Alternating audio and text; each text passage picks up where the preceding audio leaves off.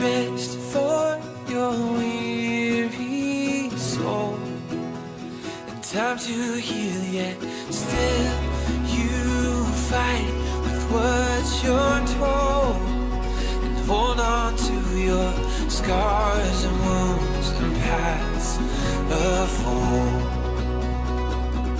And I said, ooh, what would you do if you could lose all your burdens? Yeah. And I said, ooh, my words are few, but I love you. Those words, please hear them. Yeah.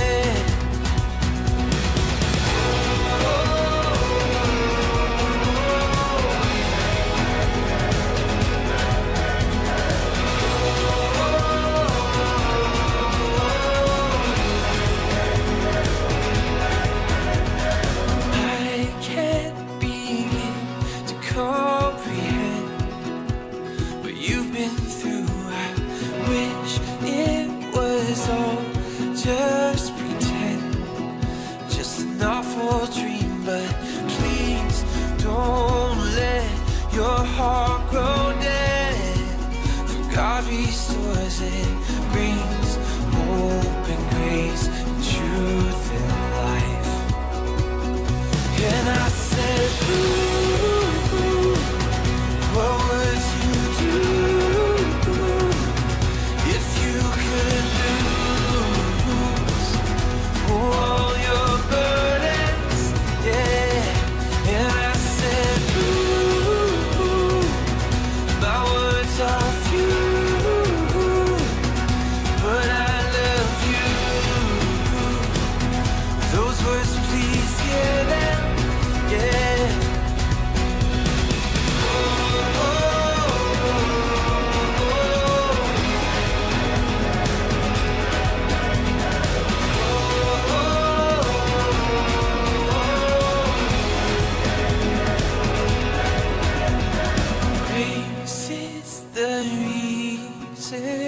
Why we're both alive, so we'll pour out grace until we die.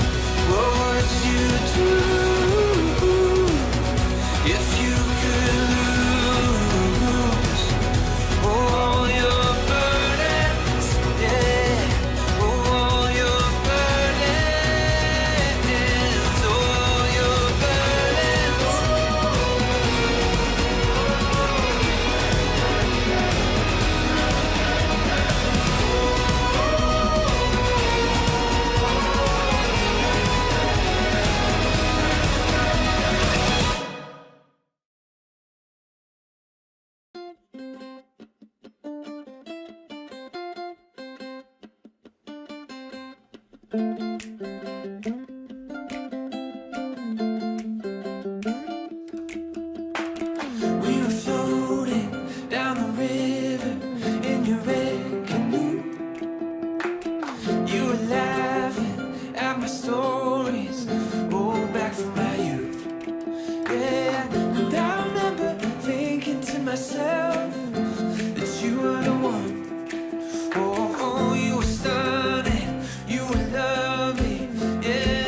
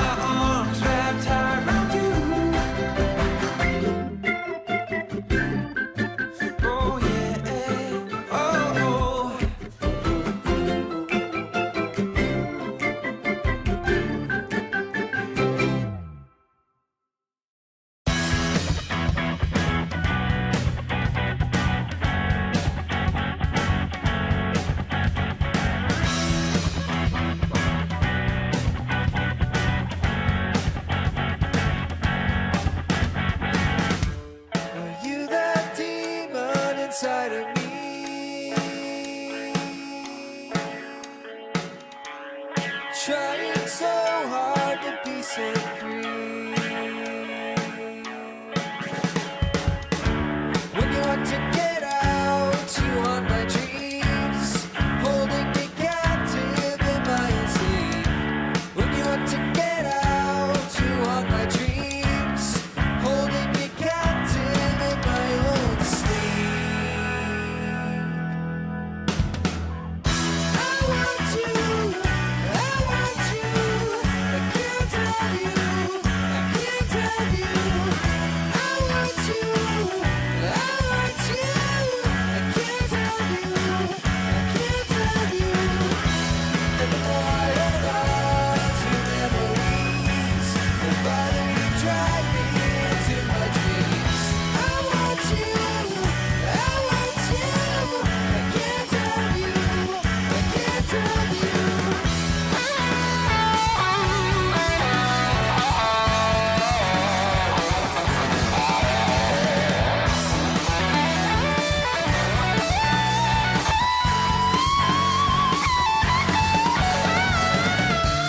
And by that demon inside of you,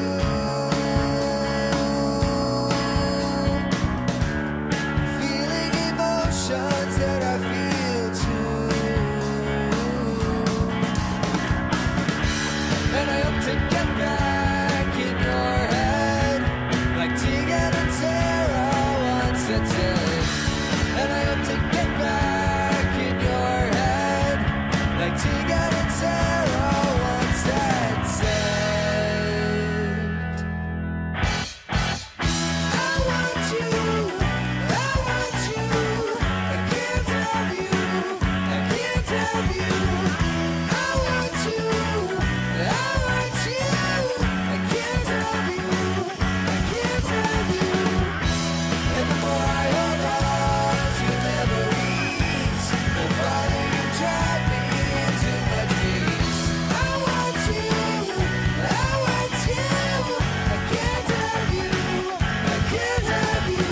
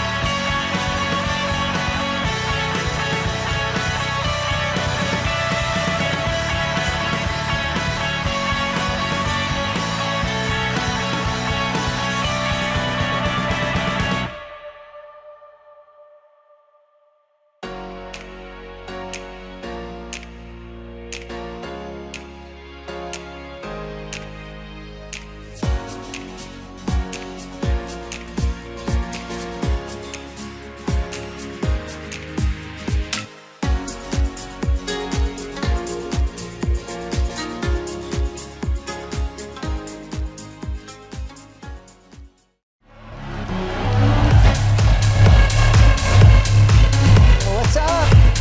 Hey everybody. Hey everybody, good to see you. We can ramp that down. All right, all right. Hey, good to see all your faces here. Listen, I've been doing this for a lot of years. And each year, when I want to decide, how do I make the next 12 months better than the previous 12, right? You're here for that reason. Who wants the next 12 months to be better than the last 12? I know it's an obvious question, but let's start out with a hell yes. How about we start with a hell yes, right? And the reason I pushed hard to get as many of you here today is because I'm going to do this anyway. What I'm going to go through over the next 3 hours is something I literally have been perfecting over the last 25 years. Because when we want the next 12 months, when we want the next year to be better, we can't do what we did last year or we'll get the same thing. Isn't that true? And how many times have we all set goals before that we're really excited and you don't even know where they went? They just kind of faded away, like, oh my God. Or you go to set them and like, I have deja vu. I've written this stuff down before. And please don't take that as a dig. We all go through that. But what I'm going to do today with you is go through a process so we can anchor in a foundation for success. Let's just say it like it is, and I don't want to beat this up. Some of you, I see some familiar faces. Hey, Katie, good to see you. Hey, John, good to see you. Susan and Andrea and Carolyn Morgan, how are you? What's up, James Hartfield? What's going on, man? Good to see you. I see so many faces that I recognize, and I see so many brand new faces. I get to see hundreds of you. Good to see you, Donna Franklin. What's going on today? Sandy Cosby. Tina, hey, what is going on today? If you're new, I just want to tell you what I'm here to do today is to help you see that you can make the next 12 months different than any 12 months in your life. And it all starts with a foundation. It all starts by going upstream. We've all set those goals or resolutions that fade away. And that's kind of disheartening, isn't it? When you look back a year later and go, God, I didn't reach my goals. I didn't launch the business. I didn't take uncomfortable action. I didn't change the weight. I didn't find the intimacy in my relationship. Why? Why is it some people can have that? And others, you feel like it's just such a busy, crazy world. You can't get to it. And that's this process that I've been obsessing on for a long time, for decades. And I'm so excited to share it with you. I don't take it lightly that you guys committed to be here. This is going to be about 3 hours, and I'm hoping you'll stay the whole time because it all leads to the next piece. And remember, is your life worth 3 hours? Is the next 12 months of your life being on fire worth 3 hours? How many times do we do crap for 3 hours? Who's binged out on a Netflix series for more than 3 hours?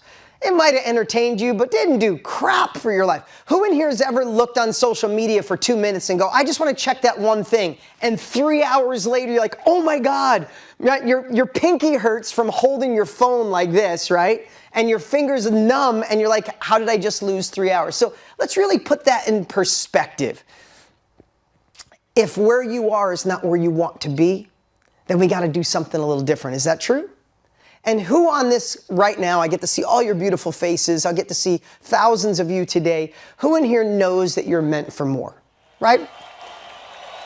So if we're meant for more, okay, so I appreciate you saying that, but if we're meant for more, and we want to achieve more, impact more, help others, lean into the people we're supposed to be, we have to do something a little different. And I went back, I said, I see some familiar faces, some are brand new, but let's just say it like it is. This may be one of the hardest 12 months we've seen in at least a decade. Can we agree that things are uncertain like they haven't been in a really long time? I see you, Brent Calhoun. Good to see you, man. In times like these, more than ever, we need a rock-solid foundation. So this is why I've prepared more than I ever have. I have 10, 12 pages of notes, but these notes are cumulative over 25 years, well, 30-something years, 35 years of being in business for myself, 27 years in this industry of helping people. But I think this is going to be the most important 3 hours I've done in a really long time, and I'm glad you're with me. So thank you. If you guys are new to our world and you're here today, it's going to be really casual. It's going to be like hanging out with a bunch of friends for 3 hours. But what I'm going to ask you to do is do the work. Right? When we talk about what we're doing, don't be an observer of your own future. Be a part of it. Take the uncomfortable action. Do the work. This isn't something I just dreamed up to waste my time. I'm busier than I've ever been in my life. So if I'm here, know that we're really doing the work. So can I have your commitment to do the work today? Okay, great. So if we know that we're meant for more, which we all agree on, know this: we all have our stories, right? We all have our backstory. We all have the thing that brought us to this moment. I can remember so many things in life that were a millimeter away from derailing me, right? I think I remember in my 20s, I was running away from a childhood without money and watching my parents get married and divorced a lot, and some days going to school without lunch money. And I had dyslexia, so I wasn't the best in school. And I can remember having two voices, and we're going to get into this in detail today, so know that I'm just getting warmed up right now, and then we'll get into flow and start doing the work. But I can remember the two voices in my head, I don't know, probably as young as 7th grade. I can remember being in 7th grade with Mrs. Thompson, who was my special ed teacher, because I had dyslexia really bad. And I remember going to her classroom. Remember the special ed room? Listen, most of you walked by the special ed. I was the kid in it. John Ballard, you must remember as well. So I see you putting your hands up, right? I was the kid in there. And Mrs. Thompson always used to yell at me, just sound it out. Are you dumb? Are you stupid? Just sound it out. And I can remember being in that room having trouble reading because my dyslexia was so bad. And I can remember all the way back in 7th grade saying to myself, wow, I'm never going to amount to anything because I don't get to be one of the smart kids. I can't read as easy as everybody else. I don't like school. I feel like just not even showing up here. And then there was another part of me in 7th grade that was like, screw her calling me stupid. I'm going to make more money in a day than she makes in a year someday. Does anybody remember having those two voices? Sometimes we still have those voices like, screw you, I'm not too old, I'm not too young, I don't need money, I don't need education, I can freaking do anything I put my mind to.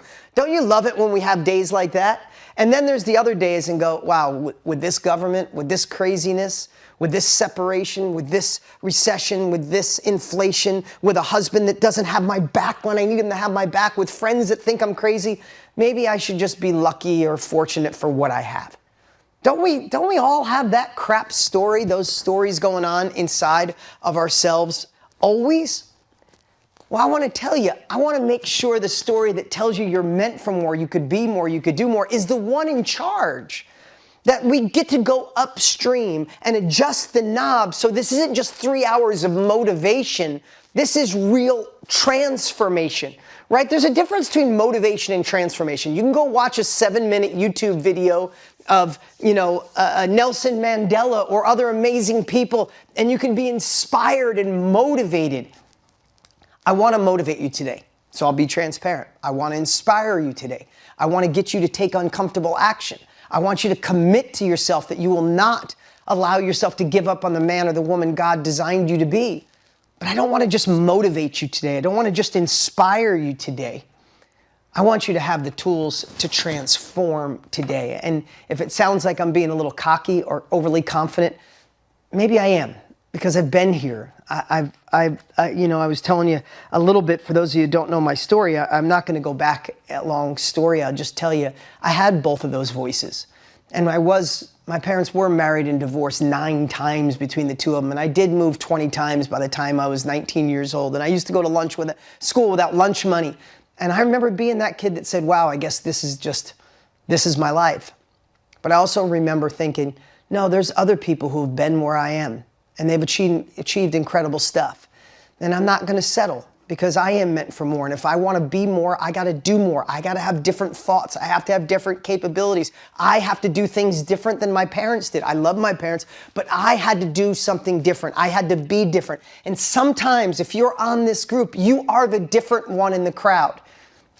There should be, everybody in your family should be here. Who in here invited a friend that probably won't show up because they think, you don't need that stuff, I'm just going to work hard? Does working hard alone get you the dream you want?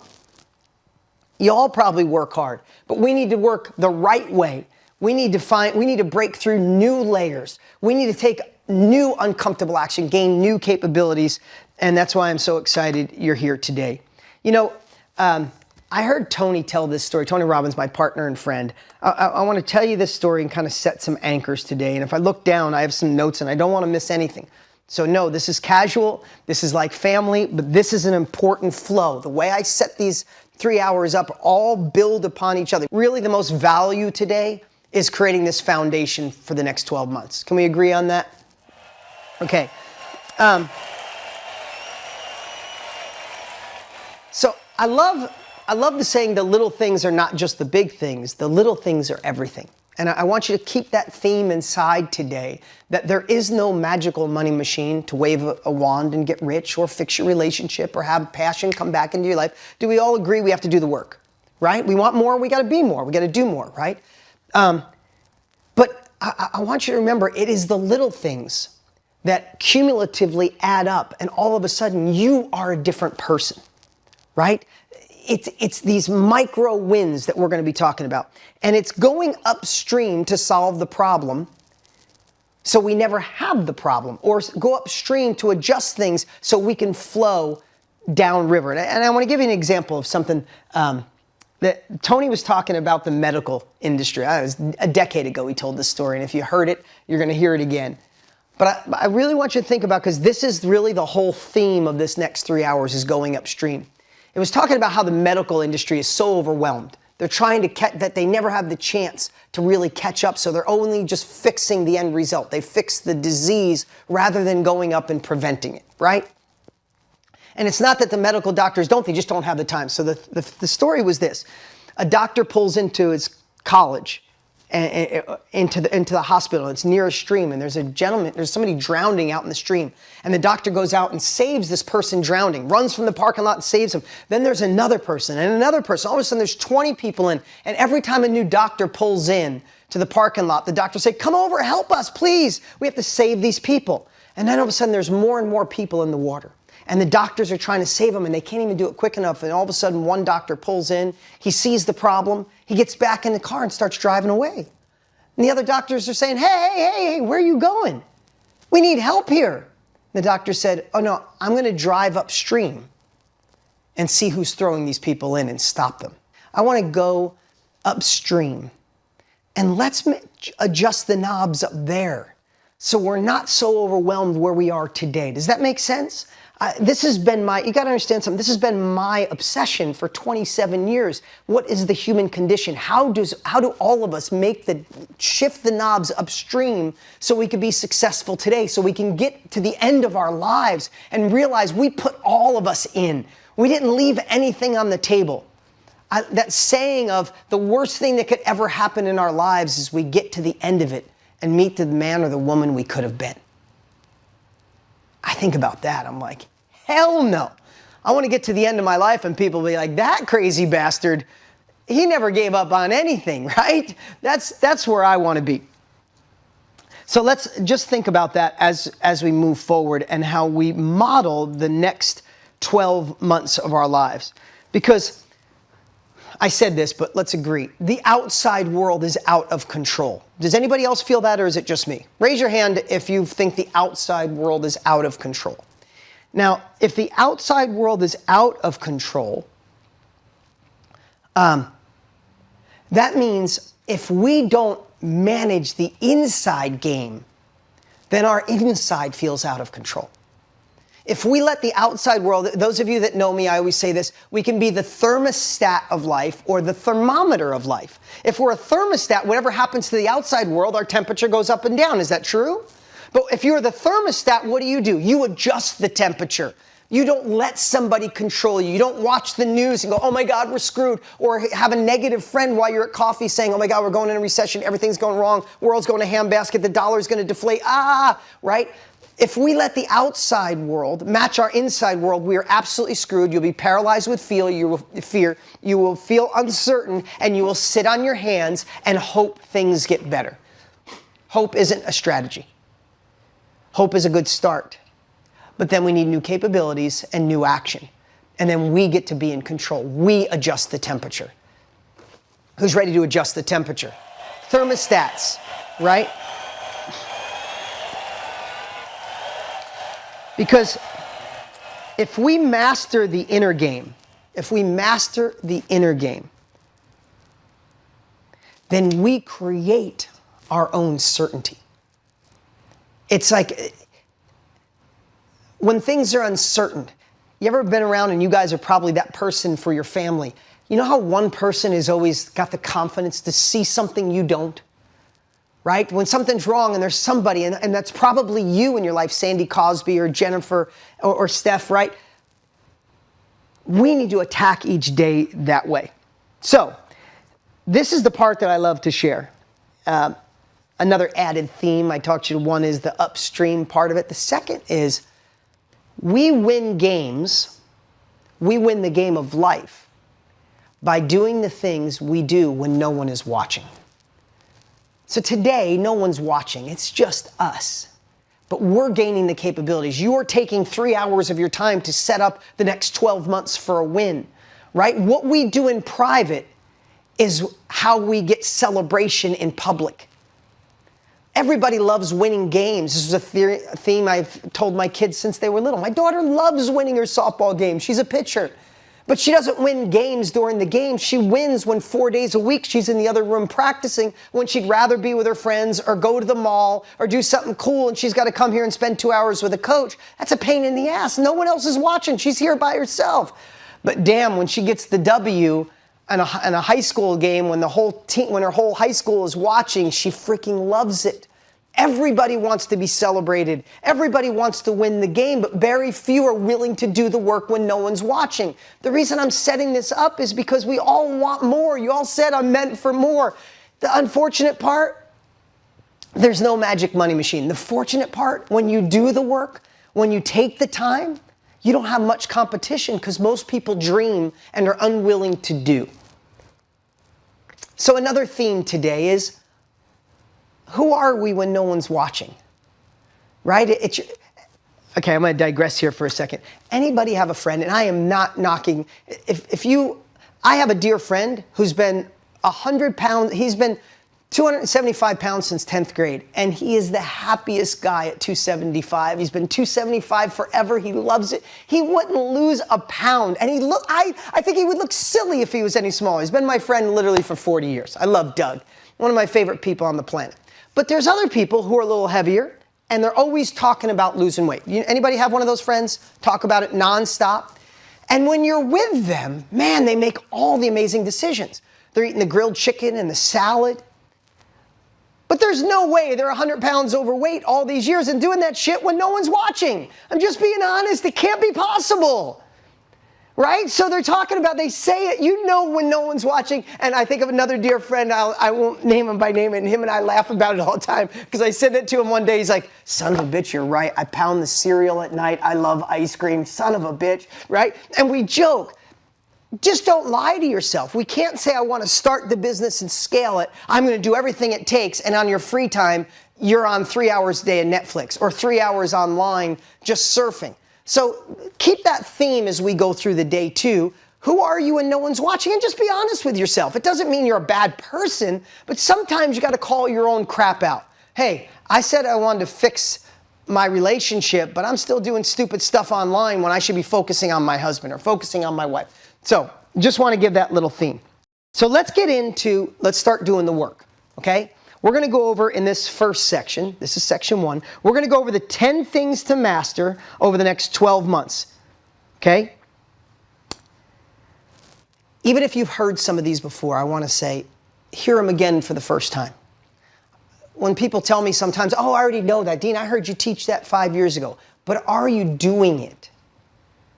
Right? Can we agree we could be in better shape if we ate better and worked out more? Do we really need a 500-page book to tell us how to be in better shape?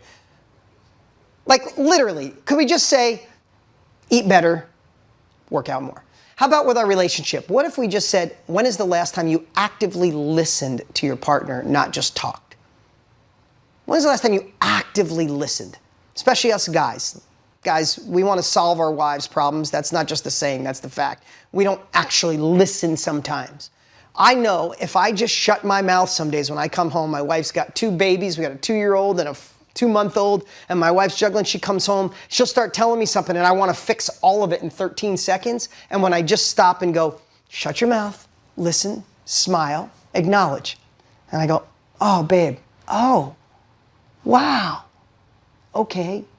If I do that for 10 minutes, my wife is on fire with me all night. I come home and go, yeah, babe, I heard you. Just do that. Call that so-and-so. It'll be done. I'm the fool because she's not on fire.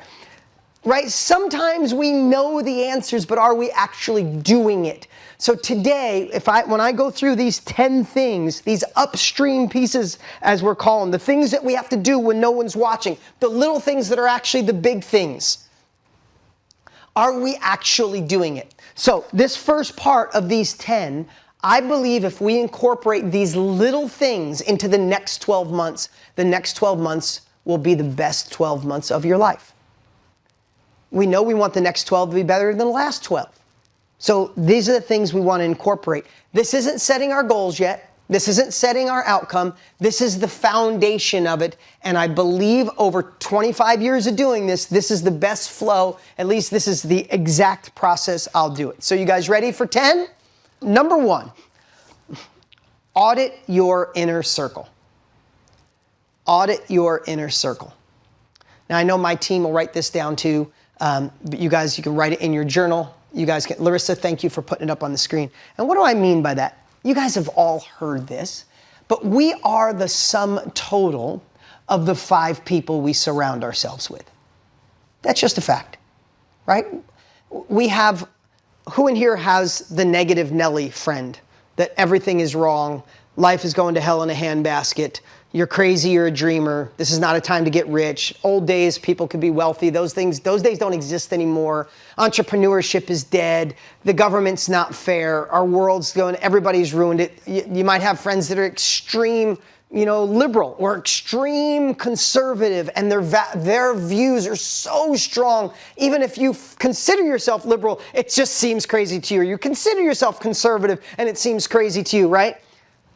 We have to watch, because even if you have that and you have someone positive, we still land somewhere in the middle.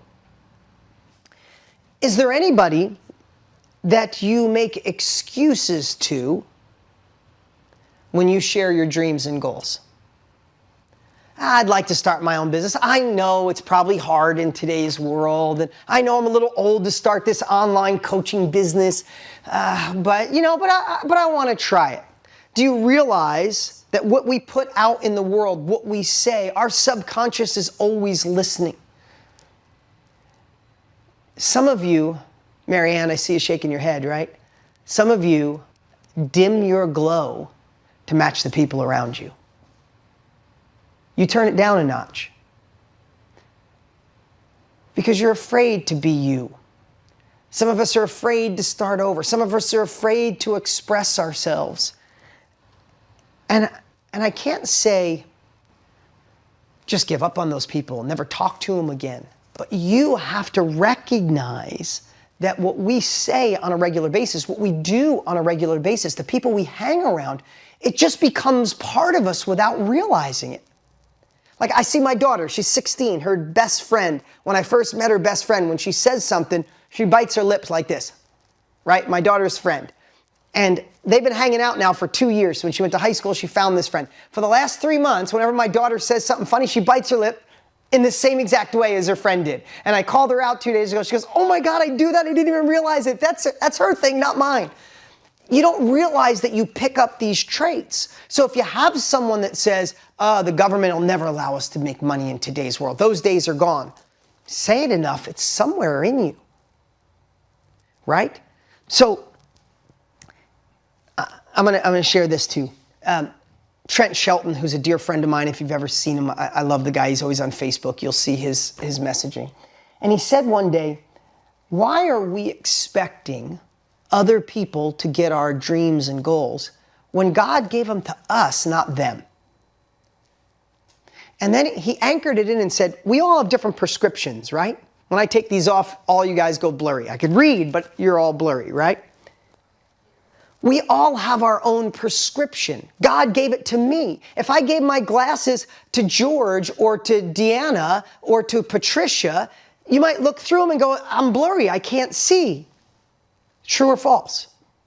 But for some reason, we are trying to convince our spouse or our friend or our negative friend to be able to see clearly through our glasses. It is our prescription.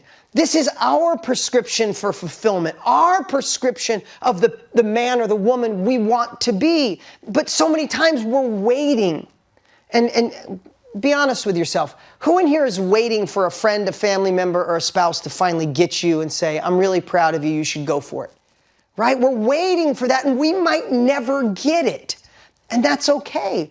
What if it was designed that way so it gave us the juice to move forward? Because the best way to show people what you want to do is go do it. Don't talk about it. Don't ask for permission. Don't dim your glow. Don't wait for them to pat you on the back. Don't wait for them to see through your prescription, because they may never. You know, in my journey, and I don't want to make this about me today. This, as you see, I skipped over my whole personal story because it's about you today.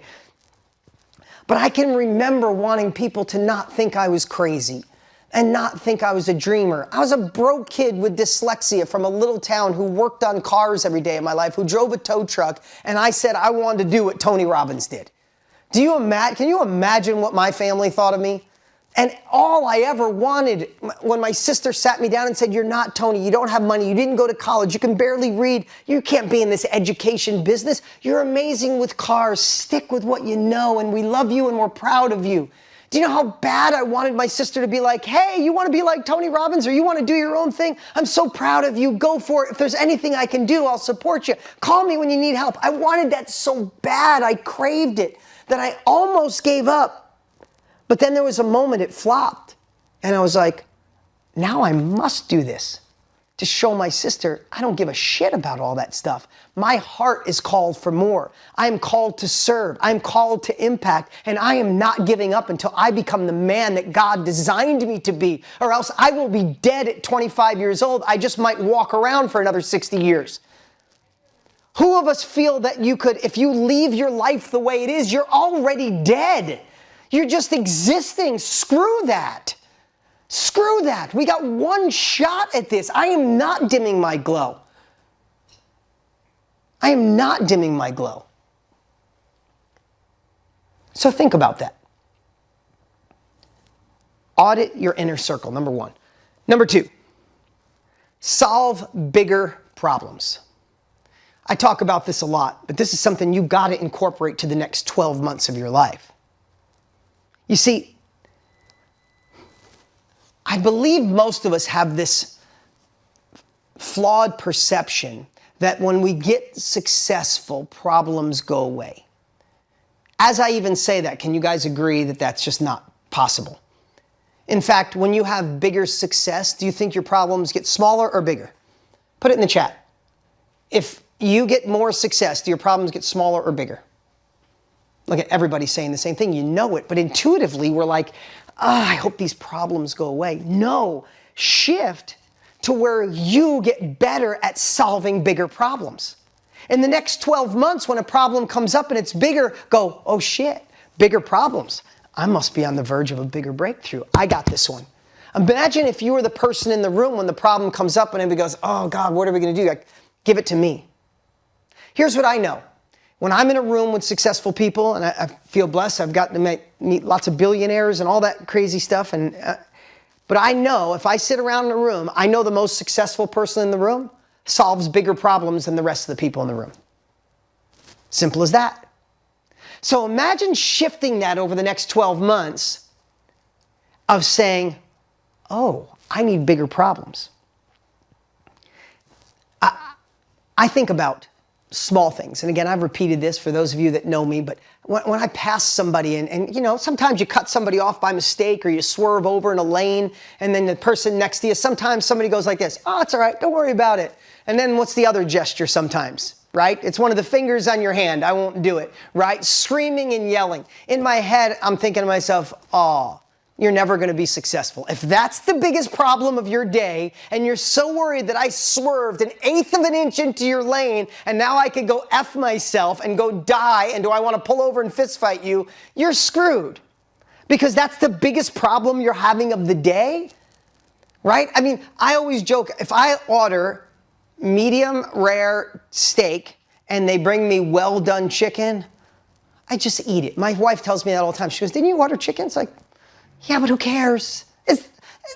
In the end of the world, who cares about that? I want to solve big shit. And I want to tell you, I've been to where closing a $5,000 deal was the biggest thing in my life. The biggest thing in my life. If I closed it, it made such an impact on my life. And I've also been blessed to close $50 million deals at this phase of my life. Guess what? I know this sounds crazy. It's the same amount of stress. It's the same worry. So if I'm going to worry and stress over a deal, I want to add zeros to it. So solve bigger problems, get bigger results. I want them bigger. So the reason I'm sharing this today, and it's not about me, I'm sharing this to say in the next 12 months, write it down. I am going to solve bigger problems better than anyone I know. Watch your life change. Okay? That's number 2. Number 3, it's on me. Okay, number 3 is it's on me. I think one of the biggest things that hold a lot of people back, and you'll get this if you get an Uber driver who's an awesome dude or an awesome girl. It's like, I'm driving Uber, just getting caught up because you see what the government's doing? Do you think I want to pay 55% tax if I make money? Bullshit. Or do you see how separated we are? Or if somebody has really deep beliefs, and I'm not knocking anybody here that does, deep beliefs on their politics or their religion. Oh, if they could do this to you, imagine this. And they're so deep-seated on whose fault it is. But imagine if we just got rid of all that and realized that no one is ever coming to save us. Doesn't matter what your political views are. Last president, current president, have either one of them or the next president, have any of them come and saved you, sis? Any of them paid your bills off? Made you feel good about yourself? Fixed what's going on in your home? Nobody's coming. Nobody's coming to save us. And when you accept that it's on me, that no one's coming to save me, that it's 100% my responsibility to win or lose, when you really accept that, when you catch yourself watching the news and you go to blame somebody, shit's been messed up with politics, with news for way longer than us being on this earth. There's been recessions before us, depressions before us, crazy-ass leaders before us. There's been famine. There's been pandemics. There's been drought. There's been floods. There's been shit going on since way before us. So we can either get wrapped into this would work if, or we could just say, it's on me. It's totally mine. Think how liberating it is when you go, I'm not counting on anybody. I'm counting on me. I must win, or it's on me. Or if I lose, it's on me. That I must gain new capabilities. I must gain a new way of thinking. I love that. Our best thinking got us here. That's just a fact. Our best thinking got you to where you are right now. Our best thinking. Our best capabilities got us to where you are right here, right today, as you sit here. So if we want to go to another level, what do we have to do? Do we have to get new thinking or stretch our thinking? Do we have to get new capabilities? Do we have to surround ourselves with maybe some new inner circle people or memberships or something online? Do we have to solve bigger problems? Of course, because it's on us. And when we affect change, then we are actually making the change that we want. Rather than waiting for the outside world to change, let's go change us, let's change our family, let's change our environment, the people we're around, and then we can affect the change on the world rather than somebody waiting for someone to fix it for us. We want to fix the economy of the world? Fix the economy in your home first. We want to change the global conversation of the world? Change the conversation in your home. We could push the change up rather than waiting for it to come down. Number 4, who is steering your ship? Who's steering your ship? I give these phrases that probably mean something to me, so I should give context. The thought of someone else steering my ship drives me insane. But it happens in really subtle ways. You don't want anybody else running your life, meaning this is your ship. You want to grab the wheel and you want to guide this ship in the direction you want to be. And when I say this for the next 12 months, thinking who's in control of this ship, is you got to start thinking, who's at the wheel? Is it you? Great. But if it's not, you need to recognize who else. The most costly advice in the world, for those of you who know me, what's the most costly advice in the world? If you put it in the chat. Bad advice. There it is. Bad advice. It's your broke friend telling you how to get wealthy. Your single friend telling you how to fix your relationship. Right? It's people feeling qualified to give you advice on shit that they don't have the experience, or they only know how to do it wrong. Listen, I love my parents dearly. I promise you, I'm so blessed they're both still alive. My dad's 86, my mom's heading towards 80. They're both still alive. I'm so blessed. I get to talk to them every single week. But I have never taken relationship advice from my parents. They got 9 marriages between them. I love them dearly, but they only knew how to do relationships wrong. Now, do I listen sometimes and think to myself, that's what I won't do? Yes. But I'm not going to take relationship advice from someone who hadn't figured it out. I will love them, I will dear them, and I'll let them talk, but it goes in one ear and out the other. I have interviewed over 50 couples in the last 20 years of my life, of people who found love and intimacy, and they still hold hands 40 years later. That's who I'm learning from. I want that advice to help me steer my own ship. Does that mean I'm still in control, but I'm going to take the advice of the person who's got long-term wealth and long-term relationship, and they're connected to their children and have an open, honest relationship with their children. I'm going to interview and find those people to help me be the captain of my own life and not take bad advice. Are you letting the news steer your ship? You watch the news and go, oh, the world's going to hell in a handbasket. Maybe I'll just sit here and see how things go. Right? The reason I'm saying this is because it could be your coworkers, it could be the news, it could be fear, it could be imposter syndrome, it could be self-doubt, it could be past regrets. All I'm saying is in the next 12 months, start thinking when you're feeling a certain way, when you're hesitating in a certain way. You could just stop, and one of the questions you could say, okay, in this moment, who's steering my ship? Oh my God, it's my negative friend. It's the news that I watched. It's that damn imposter syndrome that always pops up and tells me I'm too old, or I can't do this, or I missed my window. And if you recognize it, these are just little hacks over the next 12 months to get you back on course to the man or the woman you're supposed to be. Make sense?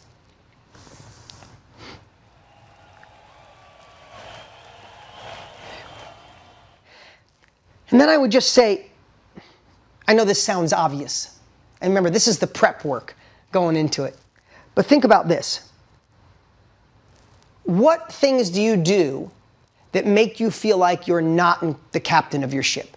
You have to think about it right now, but I'm going to ask you to do this.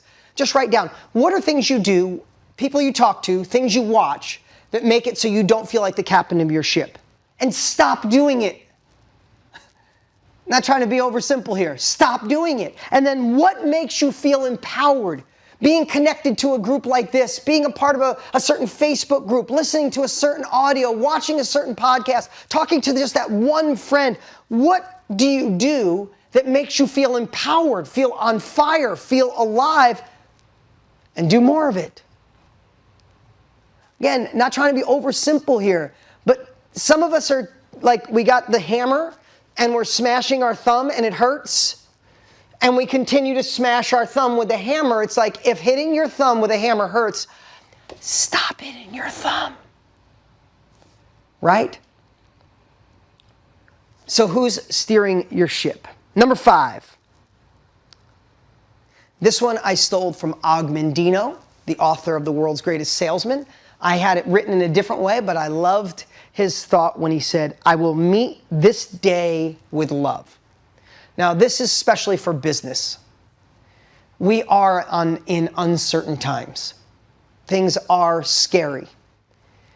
And the companies and the companies that are going to launch, the companies that are going to scale, even in your career, the job you have, those that'll win are the ones that find a way to meet this day with love. And what do I mean by that? That might sound too foo-foo for some of you guys. Sorry. But I want to tell you something. I'm here today, and you can believe me, those of you who are part of my family would know I'm here today because of love. Because I love my clients. I love the results they get. I see some of the people that I've been working with forever, and I see your smiles, and you know, I hope you know, I love you. I care about you. I love you getting the results you want. And in this crazy time, I am going to step up the love. I'm going to step up my service. I'm going to step up my preparation. I'm going to step up the ability to create things for you, to get you enrolled, to work with us for a year. I'm going to step up everything I do through the lens of love and loving the results you get. If I do, then I become a different man. I become different the way I present. I become different when I go to sell something. I don't feel like I'm selling. I feel like I'm serving, that I could do more for people. In times like these, the companies that will thrive in uncertain times are the ones that go from being a transactional company to a relationship company. You want to grow in your career? Turn your transactional relationships into real relationships. You want to grow your company? Make your clients fall in love with the person and the company you are, not just the thing that they bought. Step up the customer support. Step up the listening. If you want to take this into your relationship, in crazy times, your spouse might be stressed more today than ever before. Step up how you care. Step up how you listen. This has been fundamentally one of the biggest shifts in my life. Is because when you fall in love with your clients and your clients' results, you make decisions as if they were family. Simple as that. Pam, I see you shaking your head, right? You make decisions differently than you just, if you look at it like, oh, are they giving me money? Is it a transaction? It's like, no, this is a family member. Step up your game. So number 5, I will meet this day with love. Fall in love with your client, your product, and ultimately, if you do that, you kind of fall more in love with yourself, because then you love what you create. You love selling. You love serving, and it makes all the difference in the world. Okay, number 6, be bold. Over the next 12 months, we need to be more bold than ever before. We need to take courageous, uncomfortable action. Usually, I think we can all agree on this. Usually, our next level of income, impact, happiness, abundance, joy lives on the other side of the thing we're a little uncomfortable with. You guys agree on that? There are things in your business.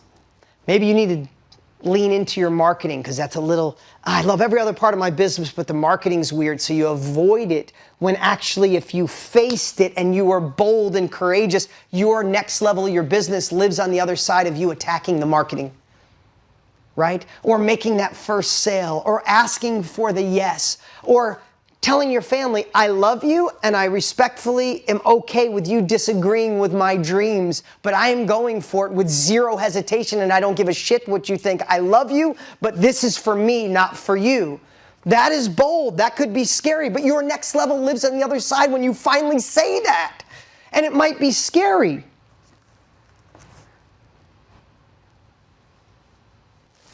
But let me ask you something.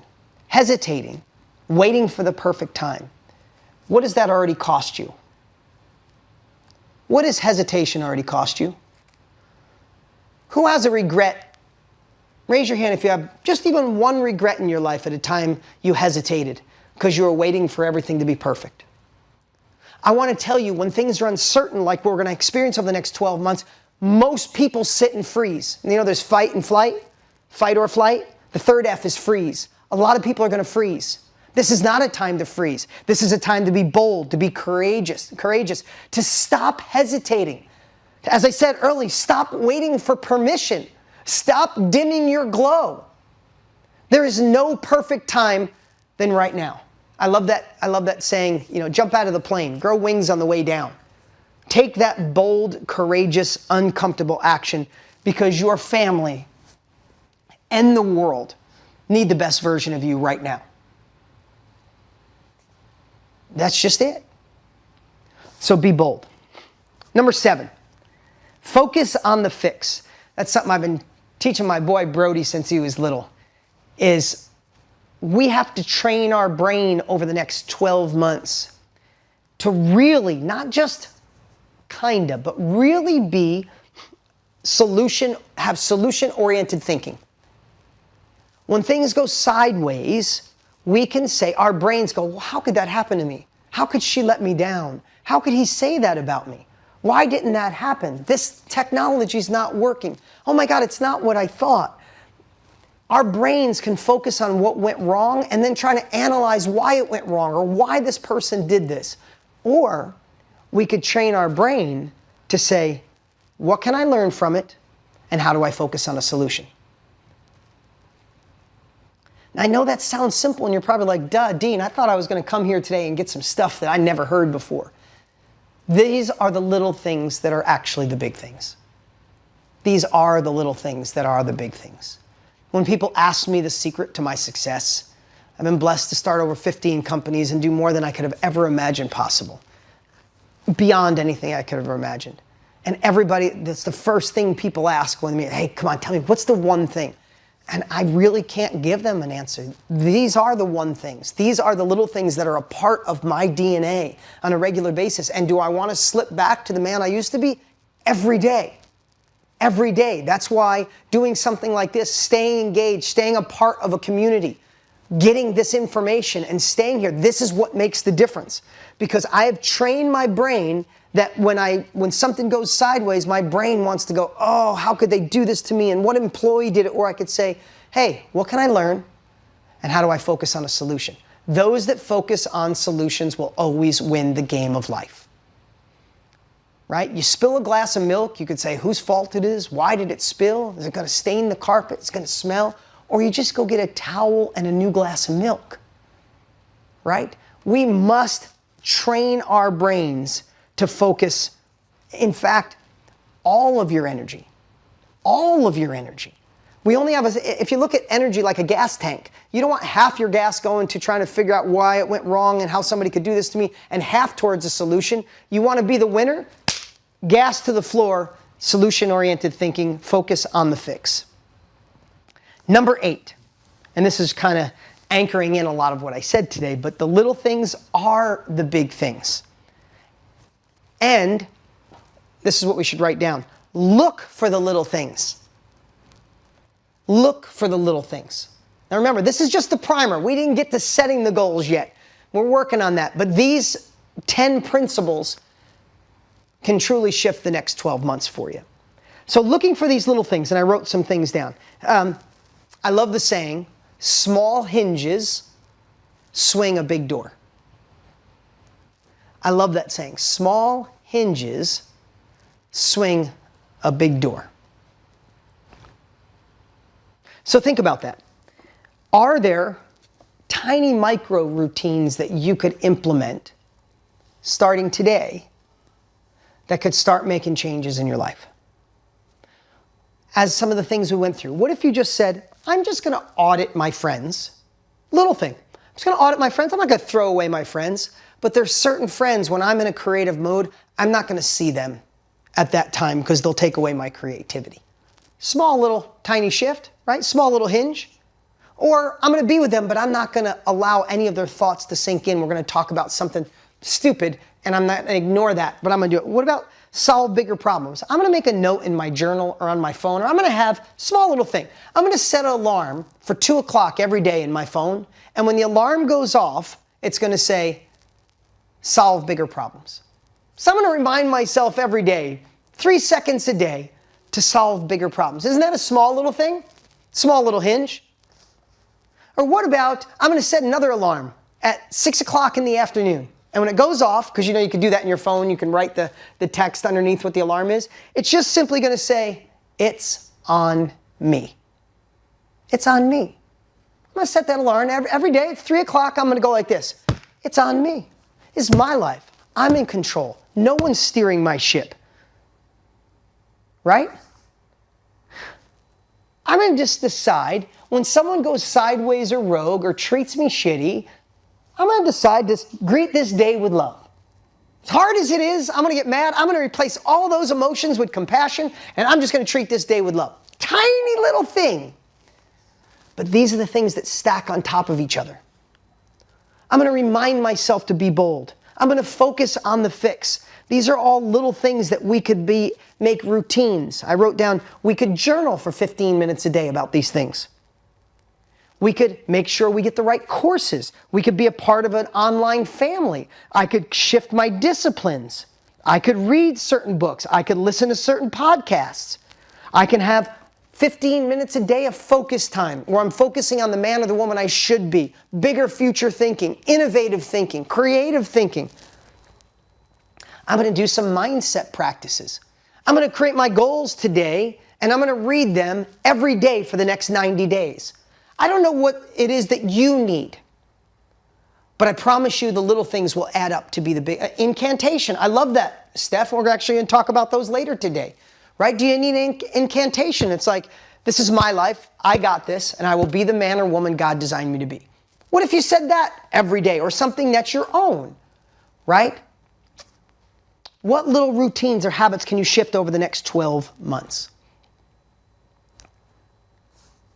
Number 9, I took this from Ogmandino as well. I used to have it written in something else, but I like what he shared. It's the book called The World's Greatest Salesman.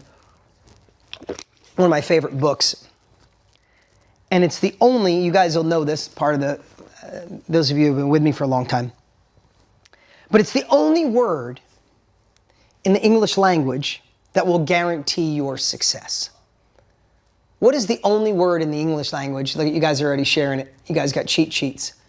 It was scroll number 3 in Ogmandino's book. And he said, I will persist until I succeed.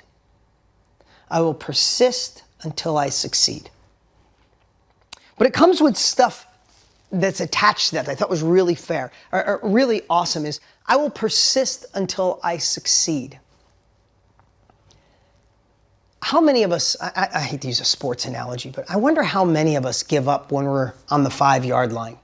You know, we went through life. We went down the field 95 yards. We overcame obstacles. We still kept our dreams. We set goals even though it wasn't working. And then one day you're like, maybe this isn't for me. And none of us know that we're inches away from the man or the woman we're supposed to be. I love what he says in the book is the prize is not at the beginning of the journey. The prize is at the end of the journey.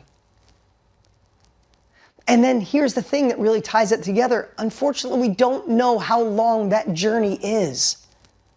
You see, our next level lives around one of the corners of life that we're fighting to get around. And I want to be honest with you. We don't know what corner our next level is around. Some of you might get kicked in the teeth 20 times before life gives you what you deserve, and I'm sorry. Some of you, it might only be 5. Some of you, it might be 50. If we take Tony Robbins' saying of life happens for us, not to us, is what if all those times you get kicked in the teeth are actually designed so when you finally persist and you succeed, that means all of that shit that went wrong was actually the fuel to make what's right so much bigger than you ever imagined in your whole life. But some of us get around the 3rd or the 4th corner and it's not there. And you're like, but wait, I got through 3 corners and I've been trying and people thought I was crazy and I'm still here. Why isn't the prize? Screw this. And then you live a life that's not meant for you. So what if the next 12 months you just said, I am going to keep persisting until I succeed? It is the only word, the only in the entire English language that will guarantee the success you're looking for. If we don't give up, it's inevitable. As long as we're learning along the way. As long as we're implementing the little things that we find and anchoring into our lives. That saying to me, I will persist until I succeed. I love tenacity, right? I love that. What if that was just something you told yourself every day? What if the next 30 days, the next 90 days, heck, the next year, you just woke up and said, whew, got my ass kicked yesterday. I'm going to persist till I succeed because I don't know what corner my next level is around. I'm not giving up.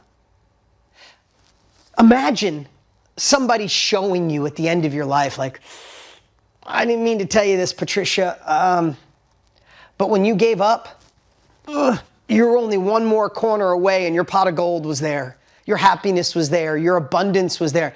Man, I don't know if any of you were a part of the Time to Thrive challenge. I interviewed Matthew McConaughey. It was so much fun. He's such a cool dude. I've already talked to him 3 or 4 times since then. It's been fun getting to be his friend and knowing him more. But I loved what he said. One of my favorite things he said, he's like, you know why I keep going? And I'm not going to pretend to talk like him because he's got the coolest voice in the history of the world. But he said, it's the fear of not knowing. He goes, I always say yes because I'm afraid of if I say no, I won't know. If I don't go after it, if I don't take uncomfortable action, if I don't give myself a green light, like he said in the book, to move forward, he's like, I'll beat myself up for years of I'm just afraid of not knowing. Man, when you take that, how can we not keep persisting? Because we don't know what's around that next corner, even though it's a little tough. You guys get this? Okay. And number 10. Number 10 is something I'll share a lot, but this is fundamentally one of the biggest unfair advantages of my life, especially the last 15 years. This one is really important, and you guys understand that because you're here today, right? You understand the power of learning from somebody else. You understand the power that if we want to get from where we are to where we want to be, do we need new skills? Do we need new capabilities, right? Our best thinking got us here. Some of you are as persistent as hell. Some of you are already working your asses off, but you need something else to change because the hard work isn't enough to get you from where you are to where you want to be. Can we agree on that, right? So number 10 is who versus how. And you guys have heard me say that, but who versus how. When you think about that, your brain goes, I'd love to make more money. I'd love to have more coaching clients. I'd love to sell 500 courses a year. Whatever is your goal is, right? And we're going to get to those in a minute. And then our brain goes to, well, how? Right? How the hell am I going to do that? And this is one of the biggest secrets. I really want you to hear this. When you replace the word how with who, everything changes. Right? Think about this. You say, how do I get followers on TikTok? Oh, do I have to do stupid little dances? Do I have to I'm too old for that shit. How? What if you asked someone in your life who's 14 to 16? They were born on TikTok. They know everything about it. In 2 seconds, they're the who that could show you how to be on TikTok and go, please don't do that, Mom. It's so freaking embarrassing. All you got to do is this, right? Our brains are taught it's the tyranny of how, Tony calls it. I love when he says that.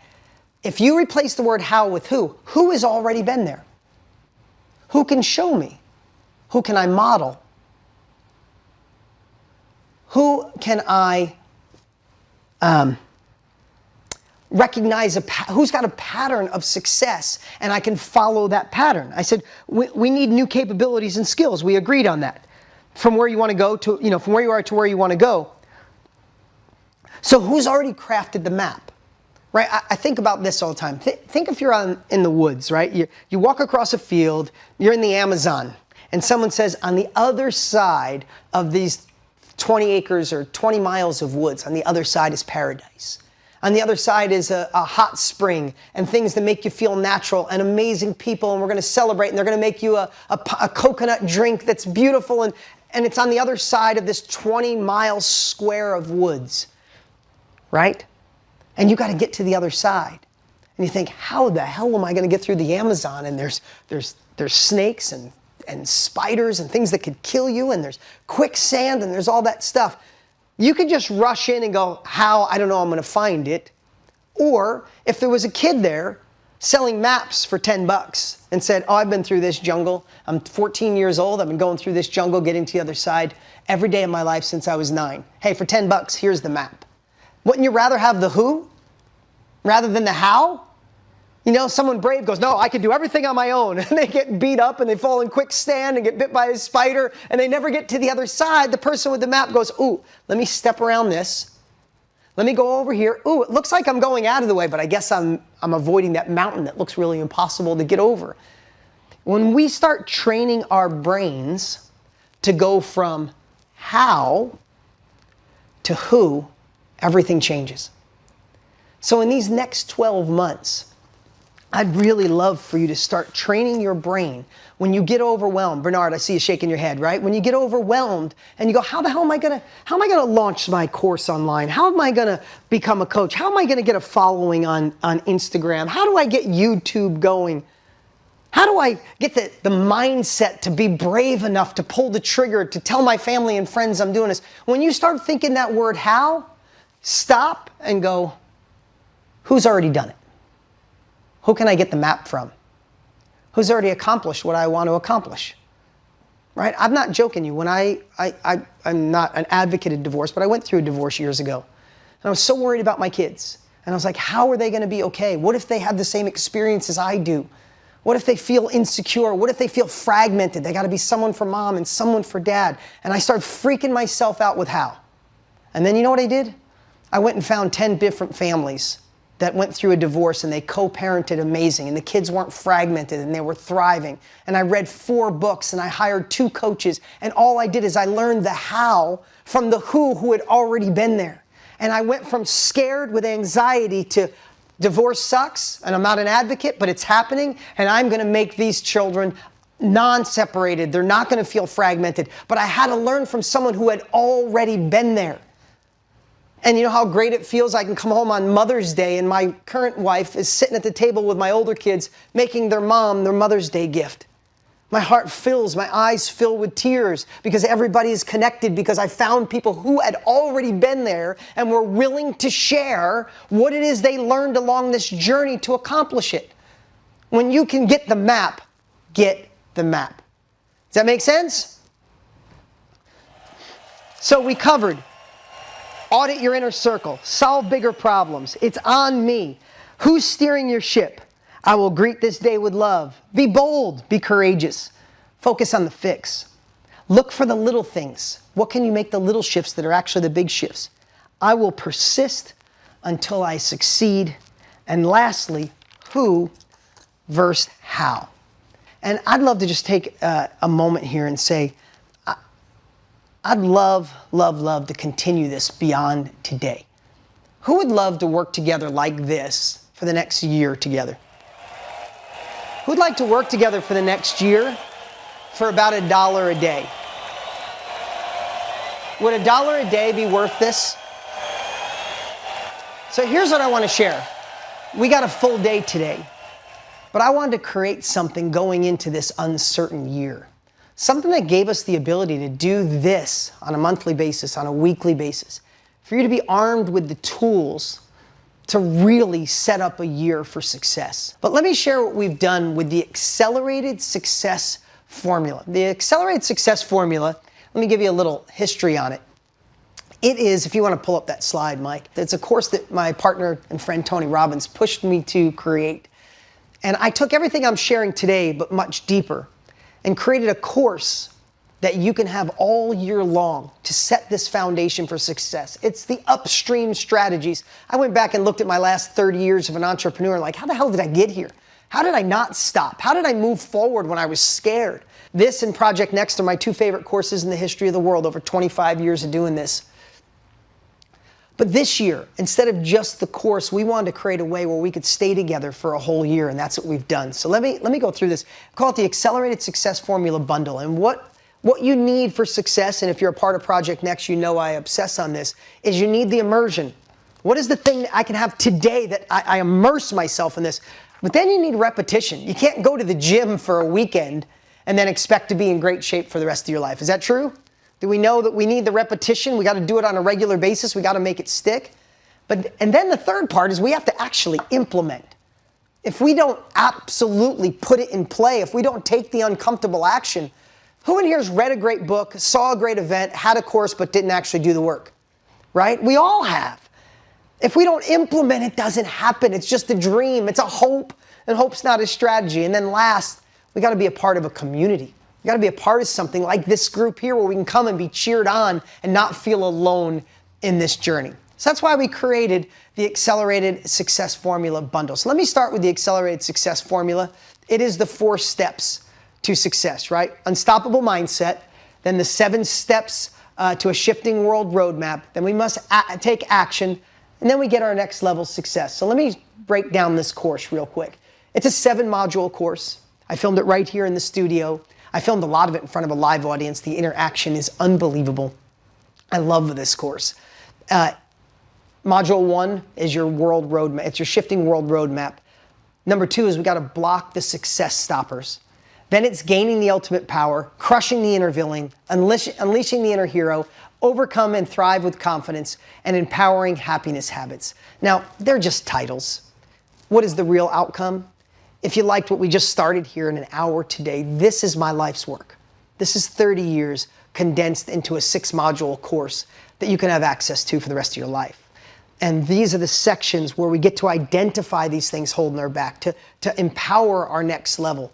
These are things I learned by reading, hundreds of books in my life and having more success than I could have ever imagined possible. I love this course. You can go to deangraziosi.com right now. It's $497 for sale. That's not what you're going to pay today. We wanted to make it so we could spend the entire year together. So this is what we've done with this bundle today. So you get the accelerated success formula. Then we get to spend the next 12 months together with our all-in-one membership of mastermind.com. Now, some of you, I see your faces, you're already a part of mastermind.com. Some of you are a part of the yearly membership already. So that's great. You're already in. Congratulations. In fact, if you're a yearly member, you're going to get the accelerated success formula. So nothing you have to do, keep learning today, right? But let me just tell you what everybody has the opportunity to get today. First part. Not only do you get the accelerated success formula, you get that tonight. That's a course you'll absolutely love, I promise you. Again, those of you that have ever been through ASF, put it in the chat what you think about that course.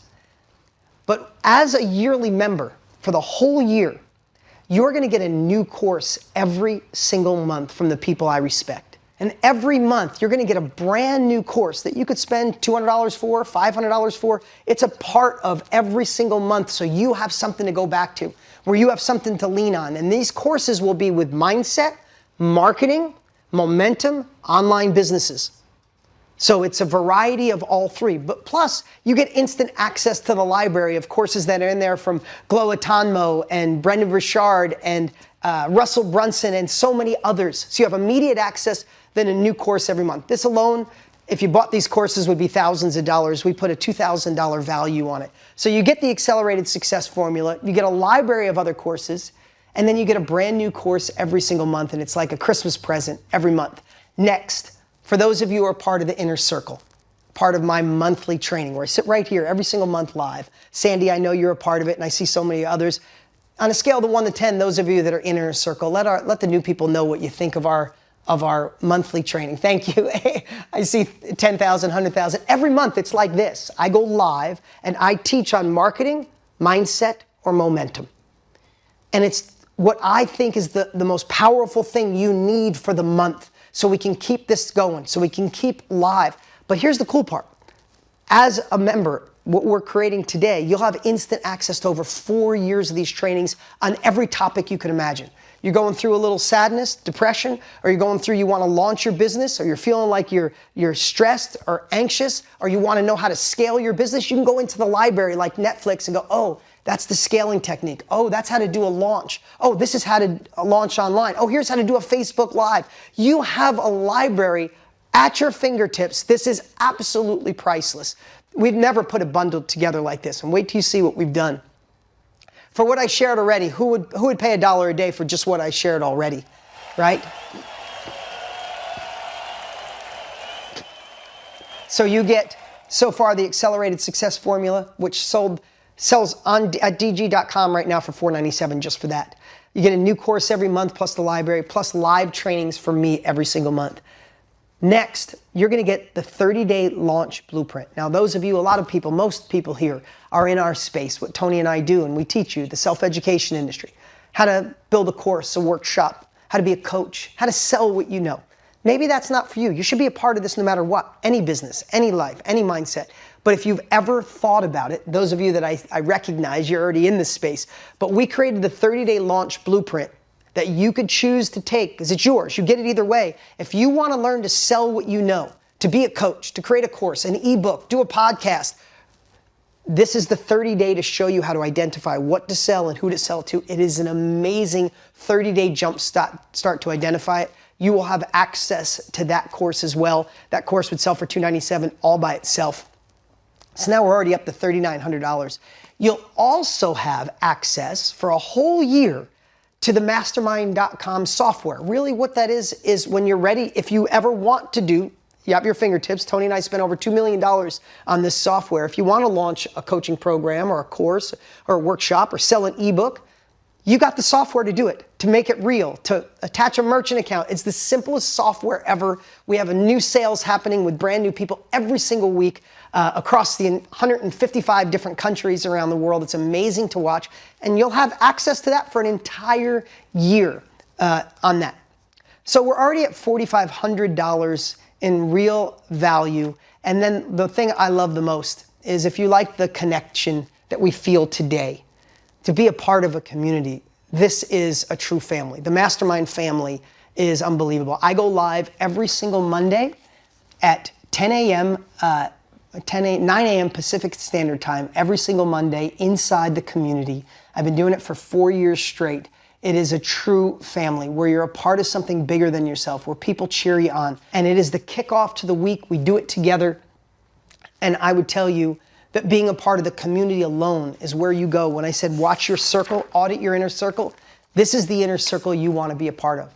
Now, I know this seems like a lot of stuff, but I want to let you know each thing is strategic. I don't want to sound like it's Ginsu knives and you get this knife and you get this knife and you get this knife and you get this knife. Those that are part of my family, Tresty and Donna, Franklin, and so many others, you know what we're talking about. We've obsessed over years to put together these tools because we know what you need to stay in the game.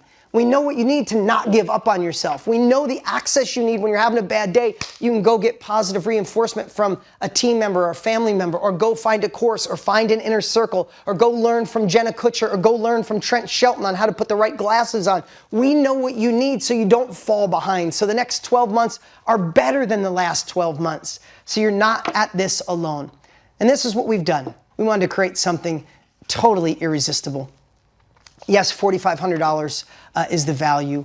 And if we said for the entire year, you get the accelerated success formula, you get all the pieces that we just mentioned, accelerated success formula, new course every month plus the library, monthly inner circle live plus the library, 30-day launch blueprint, the builder, the tool, the community at $997, it would be the most amazing deal ever, and you guys should smash the button and go get it. But today, you can get all of it for $423. Now, if you are a yearly member of Mastermind, which I see some of your faces, you're already in. You don't have to do anything. We'll upgrade your back office. So if you're a yearly member, ASF will get populated in there. It's yours. Congratulations. To push you over the edge, we added 2 more quick things. Number 1, within the next 30 days, you'll get a VIP ticket for an intimate Zoom call with me for a workshop focused on helping you create new impact and new income. A workshop like this could be the catalyst of a whole new level of success. So many of our students have skyrocketed after attending one of these workshops. And you'll get access on Zoom for free. The more you could stay a part of this family, the more you don't fall back to old habits, the more you get to make this real in your life. So we'll schedule a group coaching session for you. And then secondly, some of you are already in, you'll get access to the Health is Your Greatest Wealth training. And I have my friend Dr. Daniel Amen on brain health, and I got some other amazing guests to share the simple hacks to make the next 12 months the healthiest. Because if we don't have our health, we got nothing. Can we all agree on that? So these things are all added in today, over $4,700 in value, and you get it all today for $423, which is, guys, hear this, it is $1.15 a day for the next 12 months. To stay connected, to have access, to make things different. So if you're a yearly member already, you don't have to do anything. If you're a monthly, this is a great time to upgrade. And if you're brand new to our world, welcome to the family. This is the part where we do the pre-work so you can craft a true compelling future. At the end of the day, that's what we want to do. We want to have a compelling future that's actually achievable. Not a dream, not a goal, no more just year after year saying, oh, someday. Someday is not a place. Now is the only time. We only have now. Yesterday's gone. Tomorrow isn't here yet. We only have this moment to craft who we are supposed to be. And today, if nothing else, I hope that what I'm sharing is an ember that starts this fire, right? We all need that fire. We all need to be who we're supposed to be. I think one of the biggest plights, Dale Carnegie said it, and it always sticks in my head, the biggest plight of the human race is knowing that you have more potential and you're not utilizing it. Can we agree on that? When we know we could do more, be more, and we're not. Yeah, I see you, Anne, and I see you, Maria and Edward. So here's what we're going to do. We're going to start crafting the foundation in this section that'll get us ready to actually lay out our compelling future in the next section. You good with that? Okay. Number one, to go forward, we have to look backwards. So number one, this is going to sound like I'm being so positive. Number one, what went wrong in the last 12 months? Where did you have a failure, a miss, a regret? What went wrong in the last 12 months? And this is what we're going to do a little work. I'm going to slow it down a little bit because I want you to do the work. But what did you try that didn't work? Right? Was there a marketing angle you tried? Did you try going live a couple of times and not enough people showed up, so you're like, that didn't work, that's not working? Did you try to approach your spouse in a certain way, but they still didn't get behind you, right? What did you procrastinate on? You said you wanted to do it, but did you really? Maybe you procrastinated a little. What did you not even start, even though you said you were gonna? What didn't work? What did you procrastinate on? What didn't you even start? You said you were gonna. You promised you would, but you never started. Now please, I know this might sound like I'm being negative, but trust me on this process here. What did you not finish? What area listen to this one, what area did you pretend you did the work, but when you really look in the mirror, you know you didn't? You said, oh, I tried that. I tried everything. Did you? Did you really try everything? I've had people live and they say, I tried everything to launch this business. I'm like, tell me the first thing you tried. Well, no, I tried everything. Well, what's the first thing you tried? Sometimes people can't even tell me the first one. You mean either everything seems like 100 things, and hey, I see you laughing. People can't even tell me the one thing they tried. So what did you pretend to try, but you actually didn't do the work? Here's another one. What did you avoid? You didn't tell anybody else, but you're actually avoiding that one thing. Because you're afraid to go live. You're afraid for people to see you starting small. Ooh, that's a tough one. Maybe you didn't want to see friends and family. You're already a badass in what you do, and this new thing, you had to start small. You didn't want anybody to see you, so you didn't do it. Did you avoid the marketing? Did you avoid the selling? Did you avoid letting people know that this is what I'm going for? Now, I'm not trying to share any of these things to make you feel bad. In fact, it's part of the journey. If you don't mind, put in the chat right now, a marketing big time. What's something that you didn't do the work, or you procrastinated on, or you never started, or you didn't finish, or you didn't actually do the work on?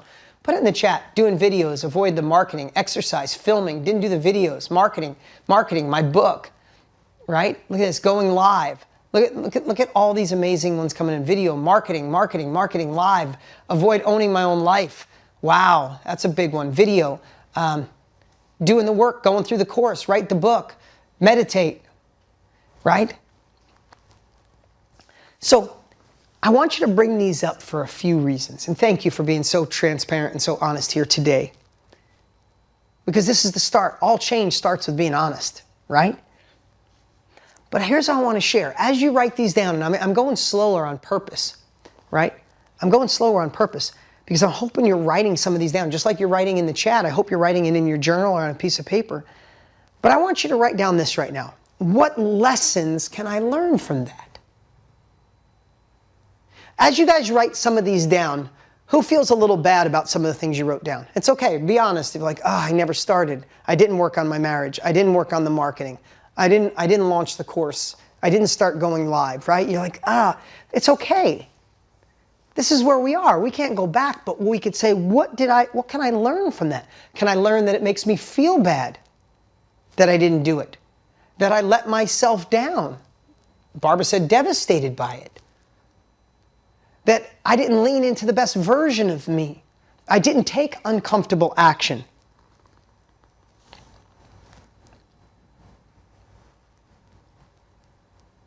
What if you realized, as you could say you learned from it, is what if each of those steps, whatever you believe in God, a higher power, nothing at all, believe in the universe, karma, whatever your beliefs are, what if all of that was actually designed for us?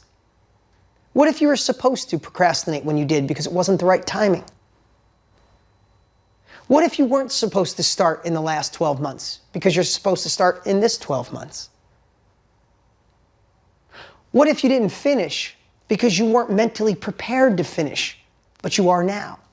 You see, we get to decide what anything means to us. Nothing is actual reality except our perception of the situation. Two people can get in a car accident. One loses their mind. My insurance is going to go up. My car is ruined. My life is ruined. And someone else goes, hey, I'm glad no one's hurt. That's what I got insurance for. Who cares? Right? Complete different perception. We can decide to have a different perception of what those last 12 months were. Oh, I wasn't ready to start. I wasn't ready to finish. I procrastinated because of this. And we get to decide that. You see, what if, I said this years ago, some of you may have heard this, I go way deeper on this in Accelerated Success Formula, but imagine if your last 12 months was an actual building, and this building had shelves, 8 foot high, a foot apart. And the whole building was filled with shelves. And on the shelves were all the different things in your life. The things that you failed at, the one you regretted, the one you didn't start, the relationship that went wrong, the person that let you down, and the good. And it's all on these shelves. And that is your previous 12 months. And I gave you a suitcase. And I said, this building is going to self-destruct in 10 minutes. Go get everything off the shelf that serves you for this next 12 months and let the rest blow up. I truly think about that. When I do an exercise like this, I want to take what serves me from the last 12 months. I want to learn from my procrastination. I want to learn from the thing I didn't start. I want to learn from the thing I didn't finish. I want to learn from the thing I avoided. I want to learn from the thing I tried and my marketing, it was close. This part worked, this part didn't. I want to take what didn't work, what didn't serve me, what could make me feel bad, and I want to let it blow up, burn down. I only want to put in my suitcase the lessons I learned that could help fuel the next year. So what if this whole thing of what you want to beat yourself up for or feel bad or feel devastated was a word? What if it was absolutely meant to be, but the only way is if you learn from it and then let it burn down. Let it explode. Let it go away. Leave it in the past. You don't have to carry it around. You don't have to put the weight around your waist or the weight around your ankle and drag it with you. You could cut ties from that and leave it right where it is. What if you let go of the regret? How much lighter would you be today? What if you let go of the disappointment? What if you let go? You know, there was a saying in some of the things I teach is, you know, is saying something that's a stopper, something compelling. One of the things I said 10 years ago in one of my marketing campaigns was, imagine, have you ever looked in the mirror and thought to yourself, wow, I should be further ahead by now? Right? That is a true statement.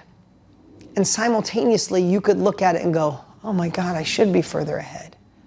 Why did I waste so much time? Why did I wait this long to decide to be the woman that God designed me to be? Why? And you could get depressed and then stay in the same spot for a whole nother year. Or you could say, I thought I'd be further ahead, but I'm right here, right now. And I'm going to make up time, and I'm going to kick ass, and I'm going to own this next 12 months. Nothing's going to stop me. People are going to think I'm on fire. I'm going to be so hot when people are close, I'm going to give them a freaking a tan. That's how on fire I'm going to be. You get to decide. We could decide today, now, in this very moment, that we could say, oh, I missed, or oh, I'm here. So this is that moment where you get to let go of the past, learn from it, take what serves you, and let the rest burn down. Because we don't have enough room in this next 12 months to carry burdens, to carry regret, to carry disappointment, to carry missed opportunities. It's gone, they're done.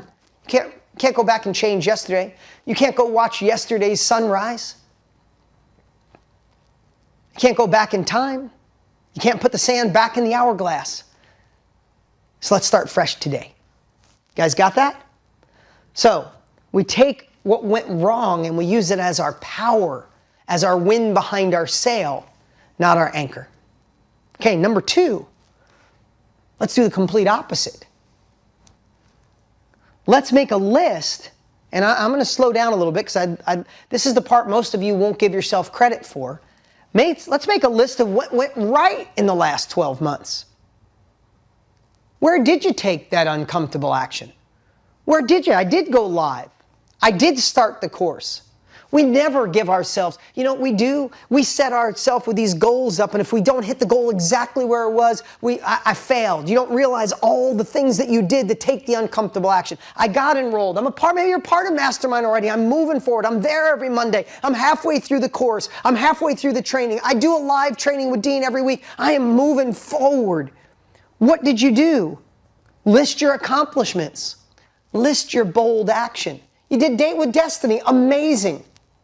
I started a mastermind. Amazing. I created a new job. Amazing. I got my course live and got sales. Katie. Amazing. Right? I joined Project Next Level. I stopped procrastinating. I recorded my course. I audited my inner circle. Look at all of these. Remember, the little things are the big things. And so many times we're waiting to give ourselves a pat in the back when the big grandiose thing happens. But we must realize life is about plateaus of success. Life is about, I took uncomfortable action. Those of you who got enrolled are going to be a part of ASF and this family with us in Mastermind today. That is part of this compelling future. It's part for paying for speed. I'm committing to a bigger future. When we start giving ourselves credit, then all of a sudden, there are the things we want to put in our suitcase, right? We want to take, I wrote down a few things I don't want to miss. Most of us miss the small accomplishments, and it's the small things, the small hinges that swing a big door. We miss the little things that stack because each piece is a building block amongst the next thing. I published a podcast. Congratulations, James. I started a mystery school and wrote 9 children's books. Oh my God, Debbie, amazing. Noah, amazing. Haig, Jade, I created a blog. I published my course. I'm working on an accountability group. I started a YouTube channel. I started exercising consistently. I wrote 6 books. Oh my God, look at all these amazing things coming in.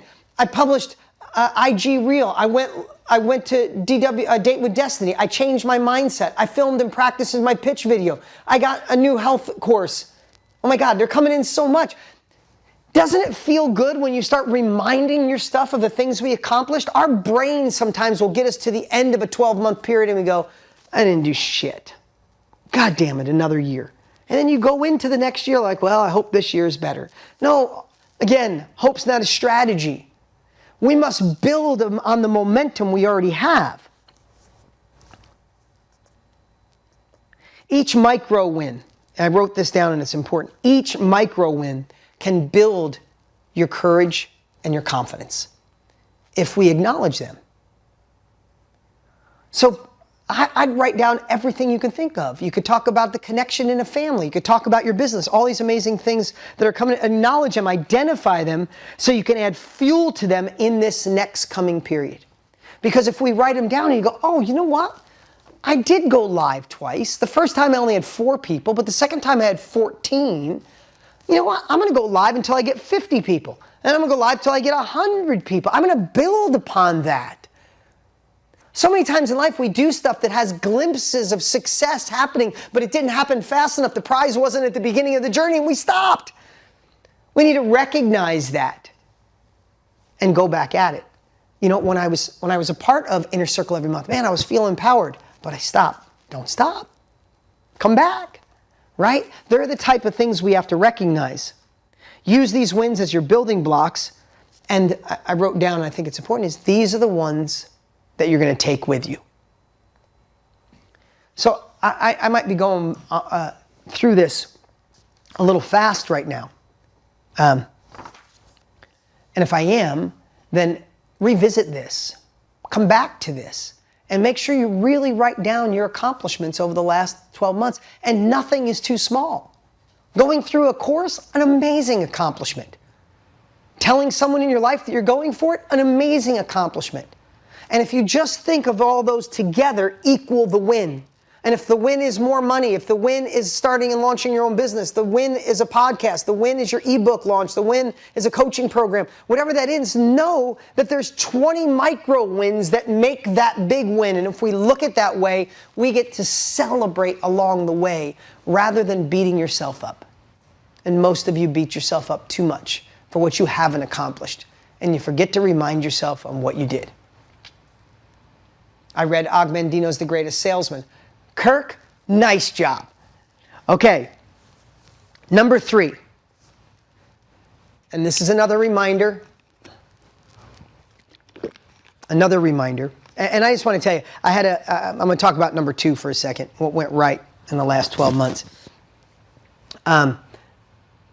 My daughter is 16, and anybody know 16-year-old girl, she just got her driver's license, she's got this new independence, she had a boyfriend for a little while, and that ended, and she's just navigating high school years. And I always told my daughter, and I'm sorry I'm digressing here, I always told my daughter, just look at high school like a movie.